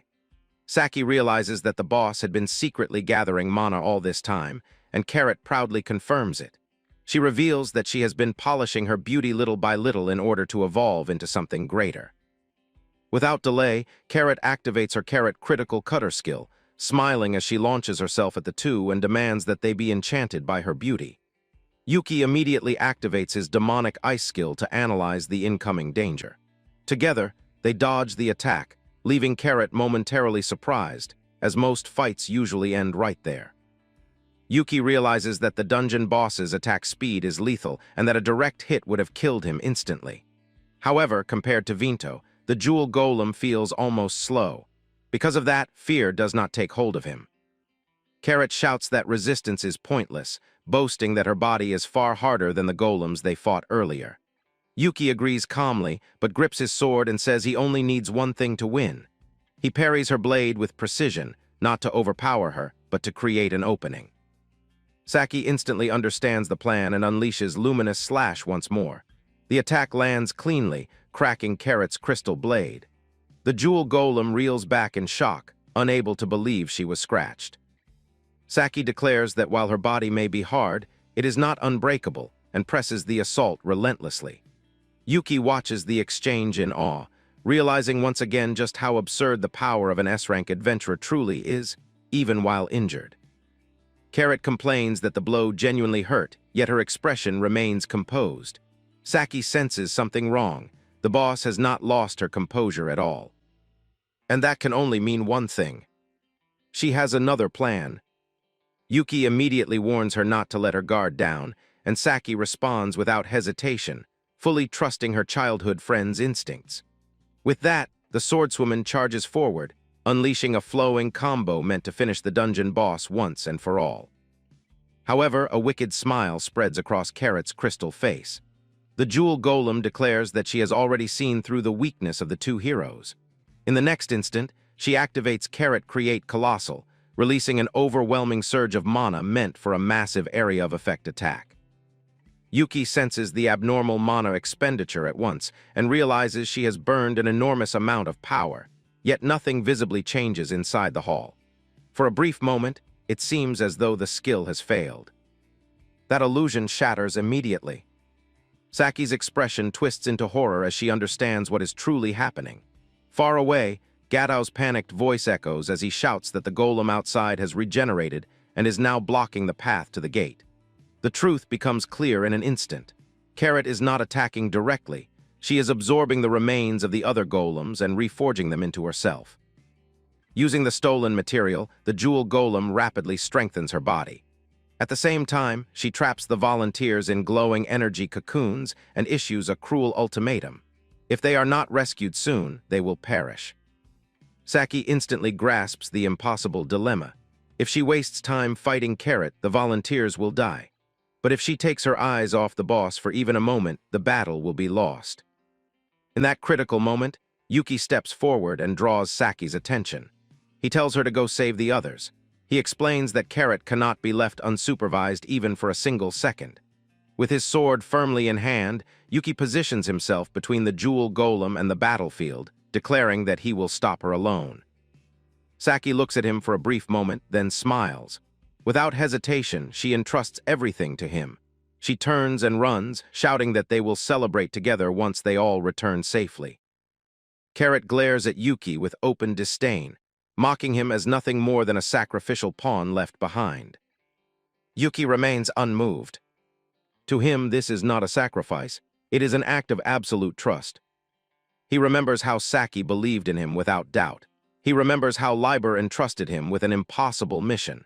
He remembers how Vinto pushed him to the brink, trusting that he would not break. Different positions, different races, different intentions, yet all of them placed their faith in the same thing. His potential. That realization steels his resolve. Because others believed in him, he must fight with everything he has to live up to that trust. Carrot recoils slightly as she senses his mana, shock flickering across her crystalline face. She questions how a human could possess power resembling that of a monster. Yuki answers with calm certainty. From this moment on, he will fight not as a mere adventurer, but as a monster tamer. With unwavering focus, he raises his sword and warns the jewel golem to prepare herself. The technique he is about to use does not belong to a human at all. It belongs to a monster far stronger than her. It belongs to Vinto. Carrot recoils in shock, demanding to know how Yuki managed to cut her when her crystalline body is supposed to be nearly indestructible. Yuki calmly explains that he saw through her technique and copied her movements without any waste at all. Refusing to accept this, the dungeon boss reconstructs her weapon and activates Carrot Cure Cut, regenerating her blade into a sharper and more lethal form. She mocks him openly, claiming he will never be able to parry this version and that she will pierce him straight through. Yuki challenges her without hesitation and meets the attack head-on, confidently stating that the blade will never reach him. Carrot laughs, screaming that despite his calm demeanor, he is overflowing with openings and that she has already won. Her attack appears to strike him directly, the blade sinking into his body. Yet Yuki remains composed. He states plainly that he allowed her to hit him. The realization leaves the dungeon boss utterly stunned. In the next instant, Yuki appears behind her, his sword already in motion. He declares that he will use her own hardness against her as his strike lands. Cracks spread violently across her crystal body. At last, Carrot understands she had been used from the very beginning. The mark on Yuki's hand blazes with power as he reveals his true role as a monster tamer. Enraged, Carrot screams that she will never forgive him for defiling her crystal shell. Yuki answers calmly that this battle will not end with such shallow damage. Declaring that he will now show her a real skill, Yuki activates Curse of Class Change on Carrot. Strange words manifest across her body: compression, polishing, decoration. Her form twists and reshapes as she screams that she is the hardest and most beautiful golem, the absolute master of the dungeon. Yuki watches her transformation without fear, his gaze steady and focused. Carrot turns her attention to the trapped adventurers, sneering that she will not even bother turning them into jewels. She vows to grind Yuki down until he becomes nothing more than a grain of sand in her endless desert. Unshaken, Yuki charges forward and slashes at her massive leg. She scoffs, claiming that, just as expected, he cannot handle such an enormous crystal mass. Yuki smiles faintly and asks if simply growing larger truly counts as talent. Carrot laughs, declaring that jewels are more valuable the larger they become. Yuki corrects her. Size does not matter. What truly matters is the beauty of the cut. With that, he activates his own version of Vinto's technique, Blue Flower Blade. Blood splashes across Yuki's face as his expression turns deadly serious. Carrot stares in disbelief, unable to comprehend why a human wields a skill identical to a monster's. Yuki closes his eyes and answers calmly that this is simply his own style of fighting. In an instant, countless blood-forged blades erupt from every direction, piercing Carrot's crystal body simultaneously. Her eyes reflect the overwhelming storm of crimson blades just before her form collapses completely. With a single decisive motion, Yuki shatters the dungeon boss's body. Breathing heavily, he admits that he managed to land the technique in real combat, but the burden of the skill is immense. Blood drips from his hand as he realizes just how difficult it is to use such power with his own body as the medium. Then he turns and freezes. Carrot still lives. She reveals that to survive, she discarded nearly her entire body and merged what remained, recomposing herself anew. She warns Yuki that the price he paid for power is far too great for him to endure. Yuki steadies himself, remembering that he can already see through all of her movements. Carrot charges once more, declaring that both of them have reached their limits. In response, Yuki activates Bloodflower Blade again, this time entirely in his own style. Blood spreads across his shirt, revealing the severity of his injuries. He admits that alone, he can no longer win. But he was never fighting alone. With his final plan set in motion, Yuki summons one of his contracted monsters. A small, cute bat appears at his side and immediately fills itself with blood, preparing to activate its skill. From afar, Liber and Vinto observe in silence as the Demon King finally understands the strategy. Maya appears beside them and explains that the bat's skill is vampirism. Yuki's technique consumes an enormous amount of blood, and he can only maintain one contract at a time. If he fails twice, his life will be lost. Yuki confirms this calmly. The first attack used his own blood deliberately to lure Carrot into carelessness. Vinto realizes that Yuki had been standing on the edge of death from the very start, and that the plan was unimaginably dangerous. By using his own weakness as bait, Yuki manipulated his opponent perfectly.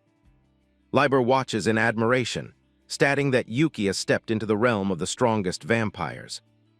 Yuki remembers how the bat drained him during training. Now he makes that experience his weapon. Understanding everything too late, Carrot realizes that Yuki had planned this outcome from the very beginning. With the bat perched on his shoulder and his sword in hand, Yuki announces himself clearly. He is Yuki, a monster tamer, an adventurer who fights using everything available to him, enemies and allies alike. Carrot can only whisper the word monster before the final blow strikes. In a blinding flash of light, the dungeon boss is annihilated completely. Standing amid the fatting mana, Yuki declares with quiet certainty that he is human, no matter how many contracts he bears, even if one of them is with a demon king.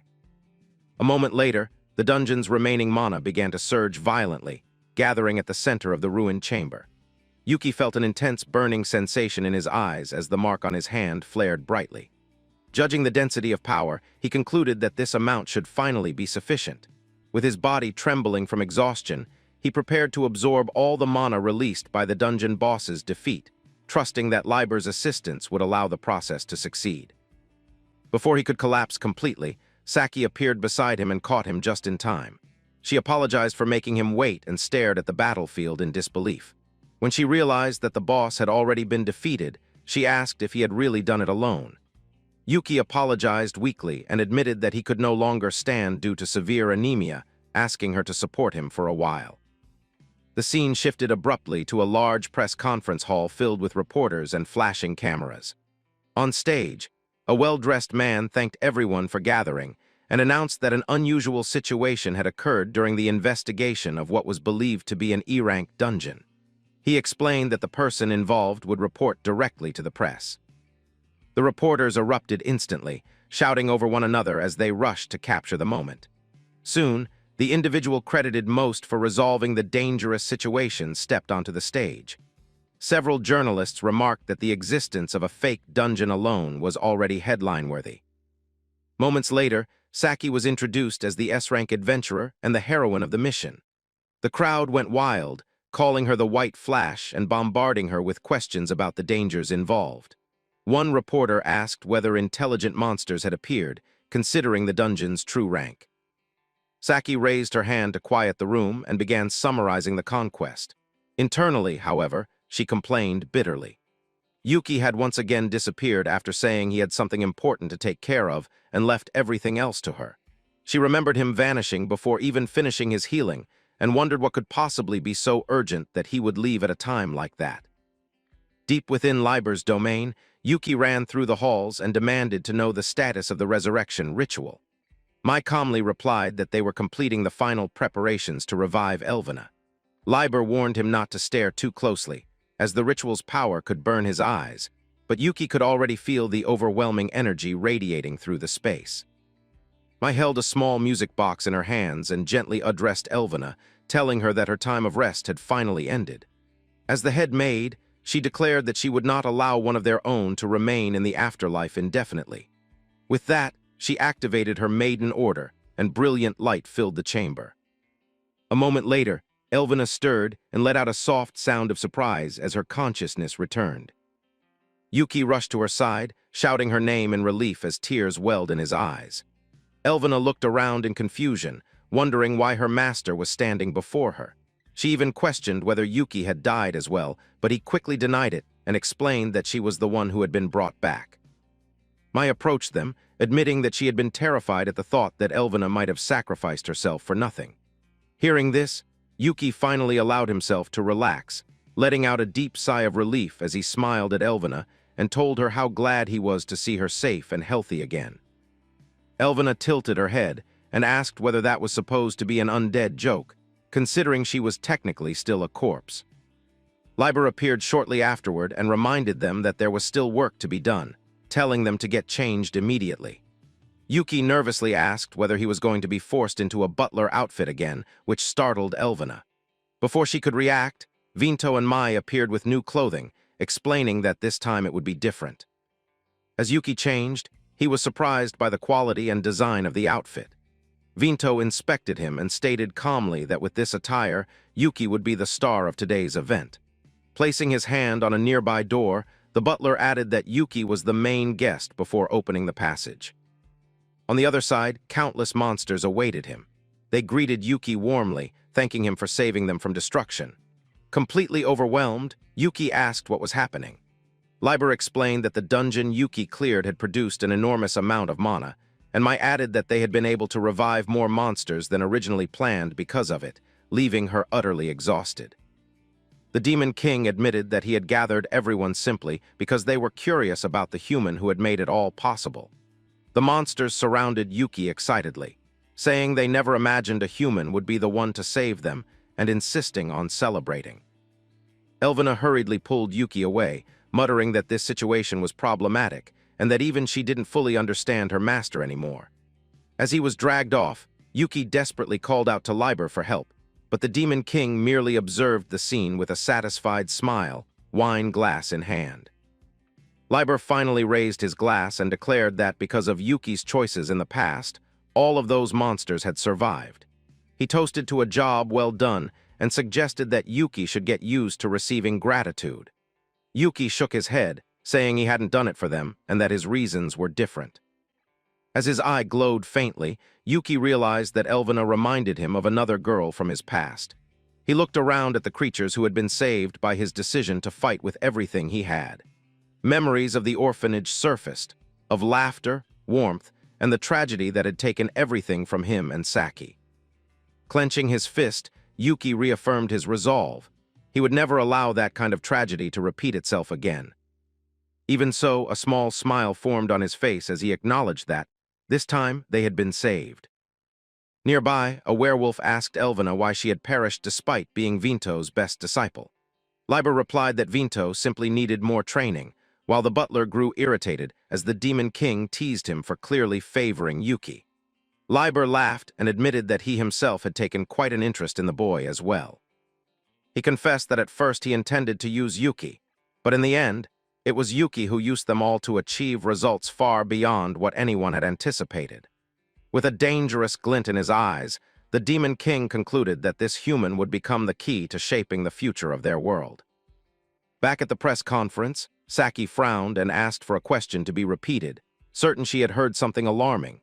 A mysterious man suddenly stood and demanded that she hand over the person who had actually cleared the dungeon. Saki's eyes burned with fury as she realized he knew the truth.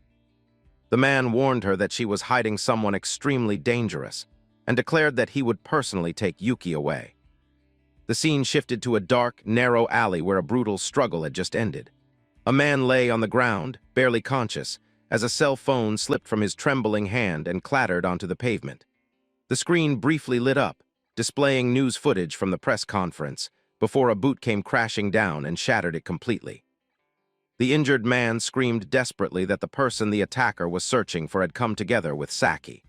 The figure standing over him, cloaked in a red hood, clicked his tongue in irritation and complained that he was exhausted from dealing with so many low-rank adventurers. Panicking, the man searched his memory and finally shouted out the name. The moment he said Yuki, the hooded attacker froze.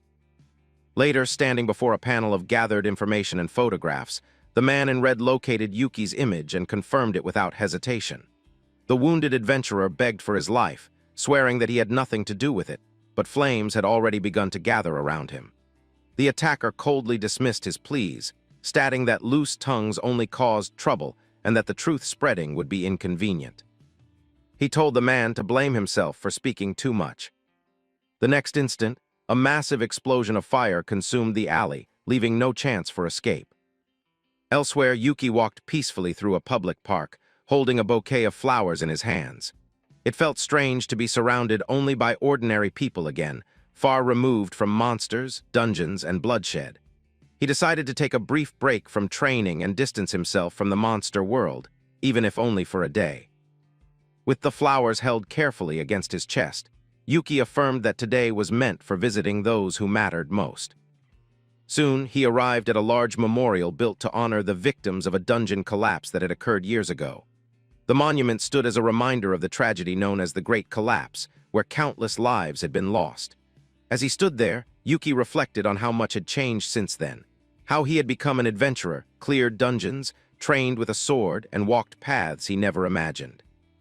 He was preparing himself to meet the people waiting at the memorial when he noticed someone crouching ahead. For a moment, he wondered if Saki had come here as well. The figure turned around. It was a man Yuki had never met before. With a relaxed smile, the stranger said that he had been waiting for him. He introduced himself as Zapper, an A-rank adventurer, and claimed that they worked in the same line of business. Yuki found it strange and pointed out that they had never met, but Zapper merely greeted him casually. Zapper then revealed his purpose. He had come to recruit Yuki.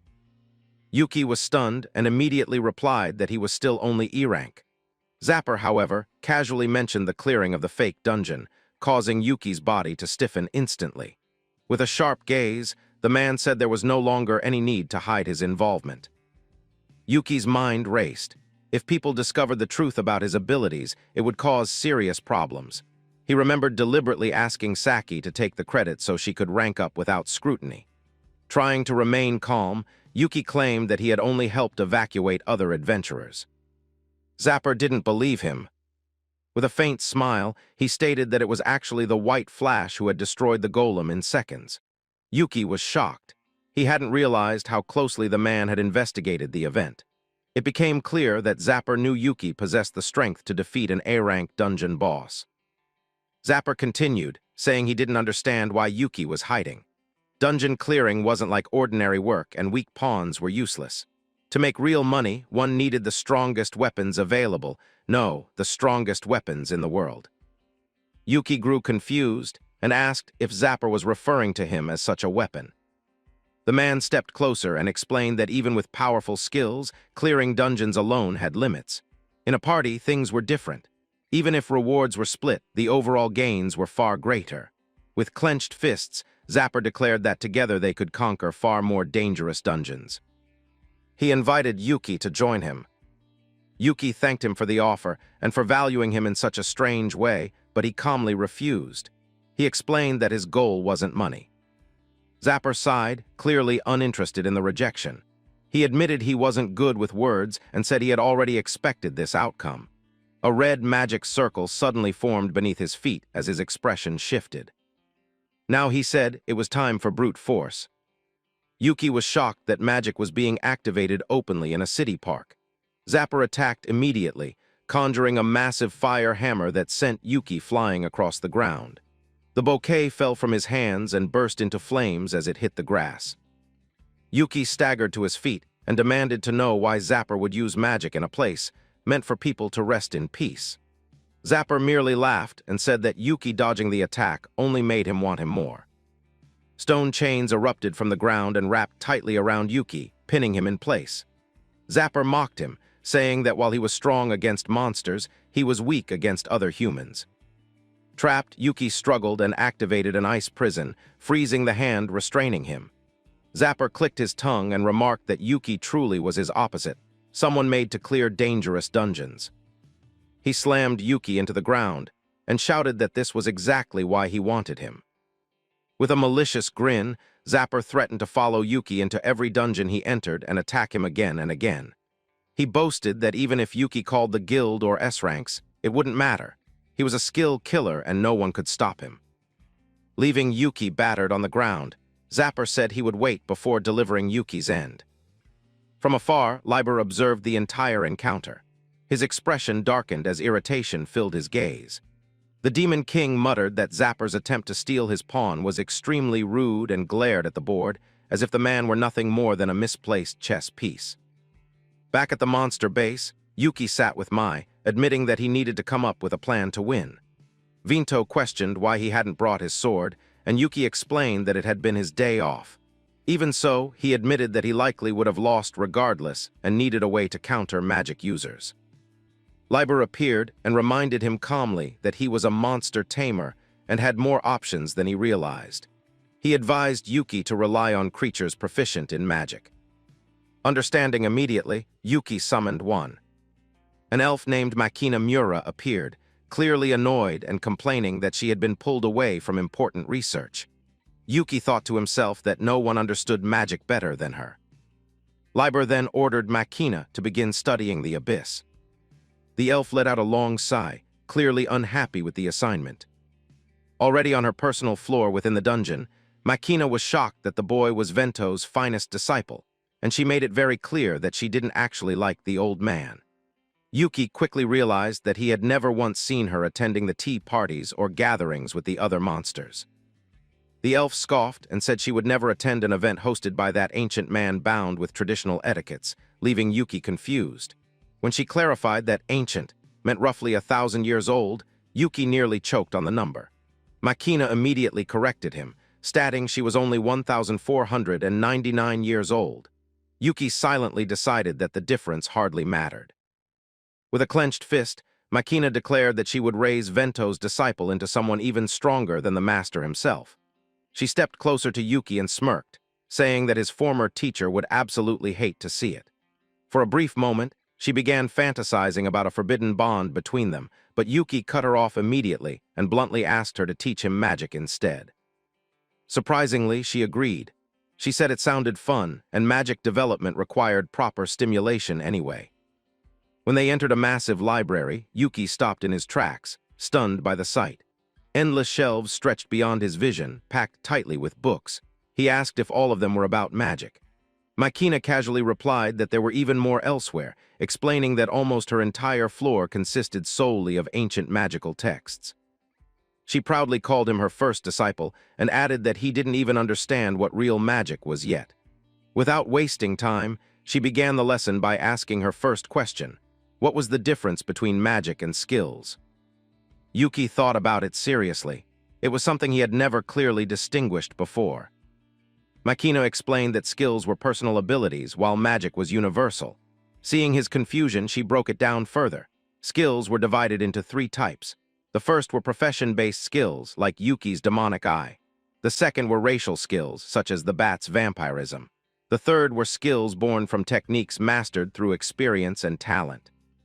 She emphasized that these depended entirely on the individual. Even if 2 skills appeared similar, their essence was different, making true imitation impossible. When she asked if Yuki had ever experienced this, he fell silent for a moment. He remembered reshaping the blood-flower blade into his own fighting style. After that pause, he answered that he understood completely. and that magic must be the opposite of that. Makina nodded, confirming his conclusion. With the same magic, the same power, and the same structure, the result would always be identical no matter who cast it. Magic was a universal law, absolute and impartial to all beings.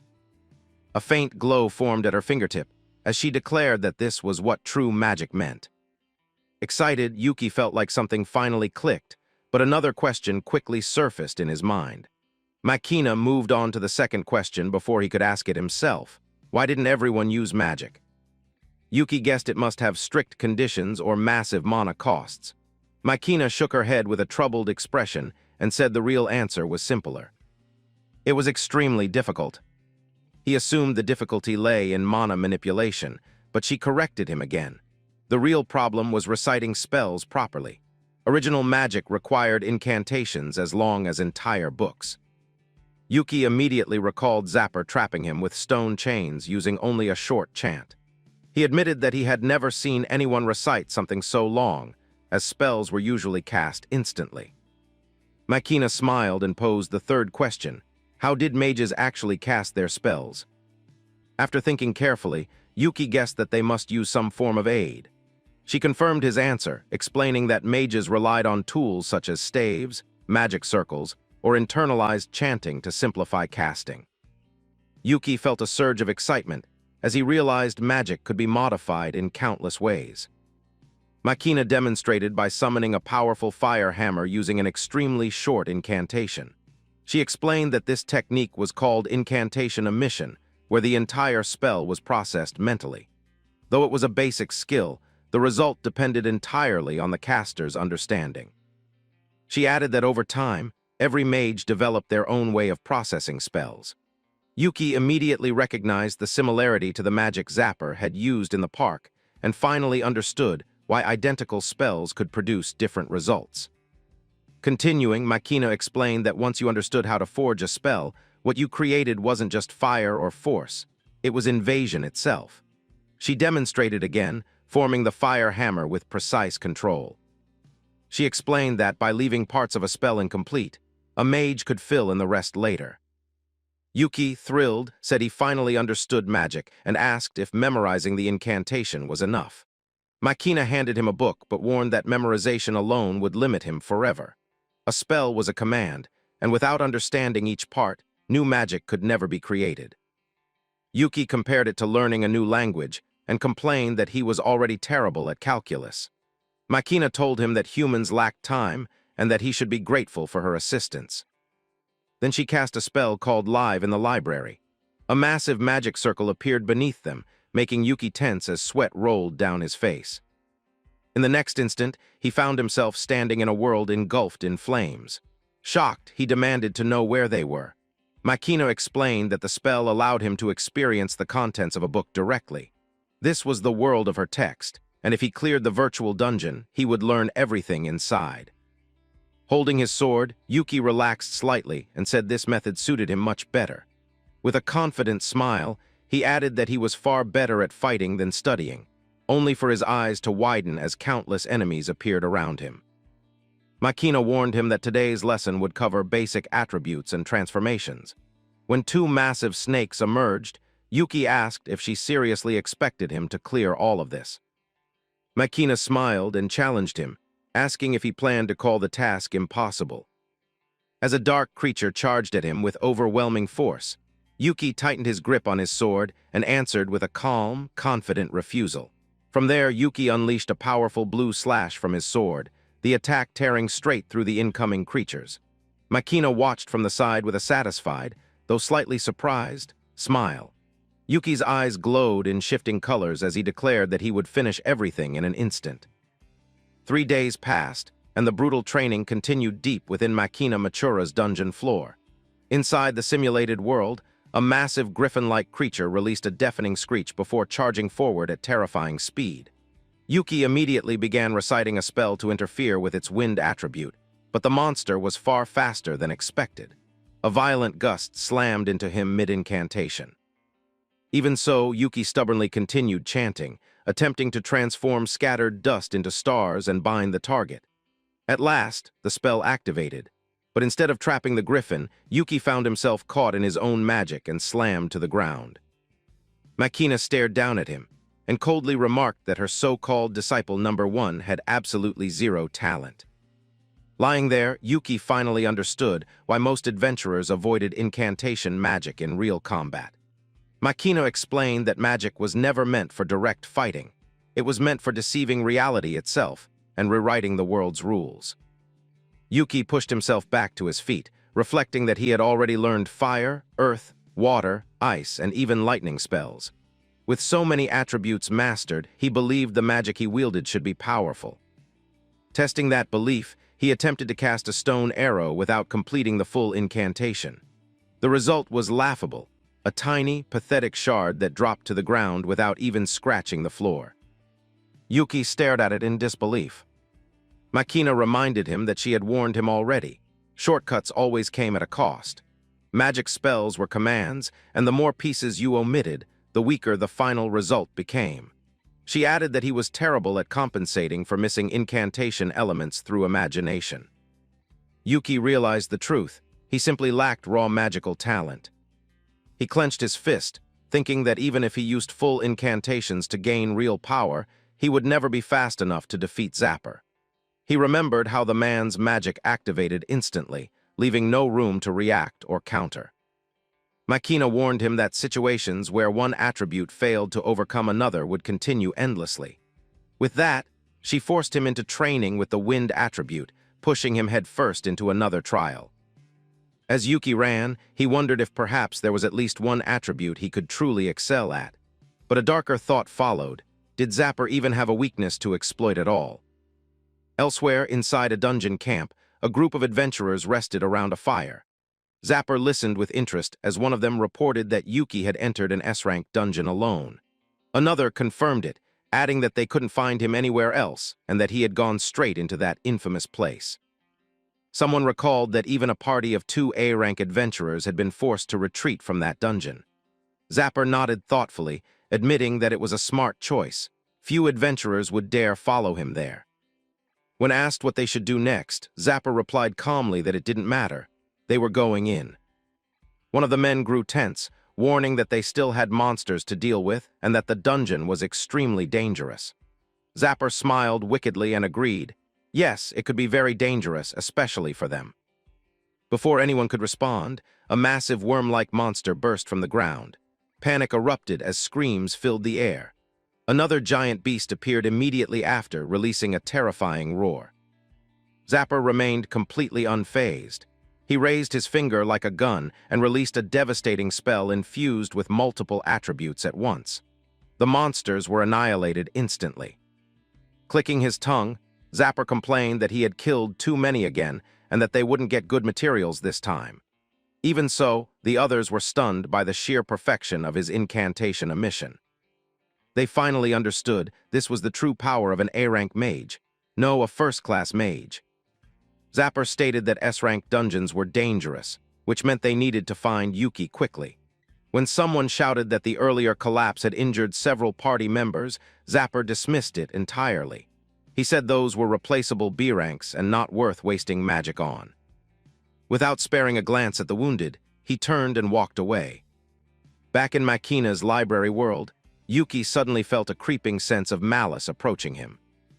Makina watched him sprawled on the floor with pure boredom and disappointment, stating bluntly that he truly had no talent for magic. Yuki groaned, admitting that he couldn't omit even a single incantation properly. Even Makina seemed momentarily shocked by how badly he had failed. She told him that if he couldn't handle major attributes, then minor ones, like insects, were a lost cause entirely. Yuki replied calmly that he had still learned a lot, even if his talent was lacking. He admitted he hadn't expected to be this bad, but said they would have to make do. That was the wrong answer. Makina exploded in anger, shouting that he had no right to speak as if he understood magic after failing so thoroughly. Yuki tried to explain that for every spell, he had deliberately attempted something different. He added that their training hadn't even reached the first real stage yet. They hadn't even started warming up. That statement made Makina freeze. Her expression shifted. excitement lighting her eyes as she declared that magic existed to rewrite the world and crush injustice itself. With a deadly serious tone, she warned that she would never tolerate compromise or surrender. Yuki, confused, asked how he was supposed to do that if he had no talent for normal magic. Makina smiled. She told him the answer was simple, and that he had already done something similar once before against the old bat. With a confident grin, Makina told him to create his own magic, a spell that only he could use in this world. She declared that it was time for applied magic and that his studies were more than sufficient. Yuki stared at her, realization slowly dawning. He asked if she meant he should create a new magic, one he was actually good at, instead of forcing himself to use magic he wasn't suited for. With a playful smile, the elf winked and told Yuki that this was exactly what he needed to do if he wanted to win. She explained that it was the complete opposite of activating magic through chanting. Instead of relying on words, he had to use mana purely by feel. Yuki fell silent, deeply thinking about the idea of altering the world simply through sensation and intent. Makina continued, explaining that in real combat, this kind of magic was the most practical form possible. But before she could finish, Yuki suddenly interrupted her. With a focused expression, Makina raised her hand and began casting a powerful water spell. A translucent sphere of water formed in front of her, creating an aqua vision. Inside the sphere, an image appeared. It showed Zapper on a lower level of the dungeon, unleashing a massive fire wave. With a wicked grin, the villain muttered about finding where Yuki was hiding. Activating Wind Search, he shouted Yuki's name, determined to track him down. Yuki froze in shock at the sight and asked why Zapper was inside the dungeon. Makina smiled calmly and said this was perfect. The villain had followed him exactly as expected, but instead of relief, panic surged through Yuki at the thought. Ignoring his fear, Makina told him firmly to handle this situation with magic, not summoning. She activated a spell called Shine Draft, and a glowing magic circle appeared beneath Yuki's feet. The sight reminded him of a ritual he had once seen, where multiple people were trapped inside a spell formation. Bluish energy wrapped around Yuki's body, and in the next instant, space twisted. He was transported to a ruined battlefield. Moments later, Zapper appeared as well, glancing around with interest. He chuckled and wondered aloud if Makina had deliberately chosen an easy battlefield for them. Slowly approaching, he said that just as he thought, Yuki had been hiding his power all along. With a mocking smile, Zapper asked again what Yuki's answer was to his earlier proposal. Yuki didn't reply with words. Instead, he raised his hand and cast Cold Break Javelin. A sharp spear of ice shot toward the enemy at full speed. Landing firmly with his sword drawn, Yuki prepared himself for the next exchange.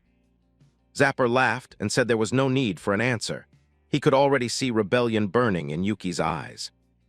To defend himself, Yuki cast Stone Shell, forming a rock shield around his body. He swung his sword with precision, destroying wave after wave of ice projectiles that Zapper fired at him. In a single motion, Yuki shattered all the incoming attacks. Zapper whistled in admiration, commenting that Yuki even had talent as a swordsman. Suddenly, the ground beneath Yuki's feet softened. A pool of mud formed instantly, binding his legs in place. Zapper had activated Mudbind. Yuki was shocked. The spell skipped the creation phase entirely. It was even faster than chantless casting. Zapper scoffed, mocking him for thinking he could interfere with the same magic trapping him. Without hesitation, the villain cast Windhammer, smashing Yuki and sending him flying. Yuki crashed to the ground, pain exploding through his body. Blood trickled from his face as Zapper looked down on him, declaring that Yuki still relied on incantations and that his magic was nothing special. Lying there, Yuki understood the truth. He couldn't win a battle of incantations. Slowly standing up, he realized he had only one option left, to create an entirely new kind of magic. Zapper noticed the change in Yuki's eyes and commented that they were the eyes of someone plotting something dangerous. As the villain began casting another spell, Yuki charged forward with everything he had. He thought about magic itself. Magic was a miracle, an act of altering the world's universal laws. That was why spells required long explanations. But if someone truly understood those laws, the unnecessary parts could be discarded. Yuki focused completely, his eyes glowing intensely as he poured every ounce of concentration into shaping his own spell. Zapper stepped forward confidently, reaching out with a cruel smile. Suddenly, a massive bolt of lightning crashed down, striking both of them and blasting Zapper backward. Yuki spoke through heavy breathing. For him, it was natural to have a magic he alone could use. He said that miracles had never saved him, not once, so he had no choice but to create his own. His mind flashed back to the orphanage. He remembered praying desperately, yet no miracle ever came. Everyone he loved was gone. A powerful rock attack slammed into him, but the memory burned stronger than the pain. He saw the orphanage in flames and screamed that not a single person had survived that day. Fueled by that memory, Yuki lunged at Zapper through a storm of flying debris. Their powers collided, causing a massive explosion that engulfed the battlefield in smoke and shattered stone. Within the dust cloud, Zapper stood calmly, until his eyes widened in shock. Something was wrong. Staring at the battlefield, he struggled to understand what had happened to Yuki. Sword in hand, Yuki thought bitterly that there were no miracles.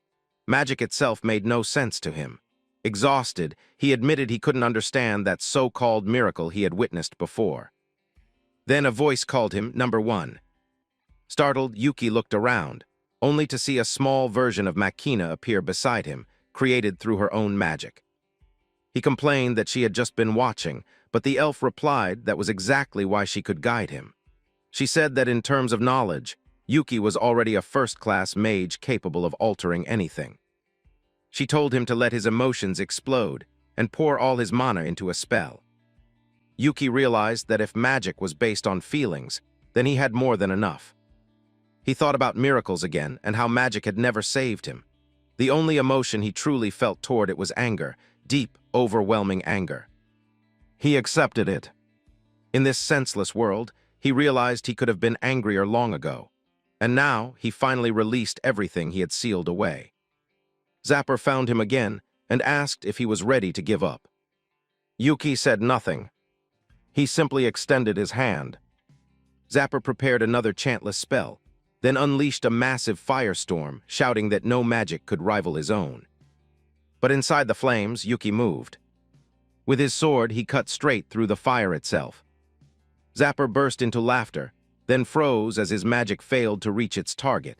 His smile vanished as he stared in disbelief, wondering what kind of magic followed a path opposite to its caster. From afar, Makina watched with amusement, calling Yuki a child with no teaching value, yet clearly pleased.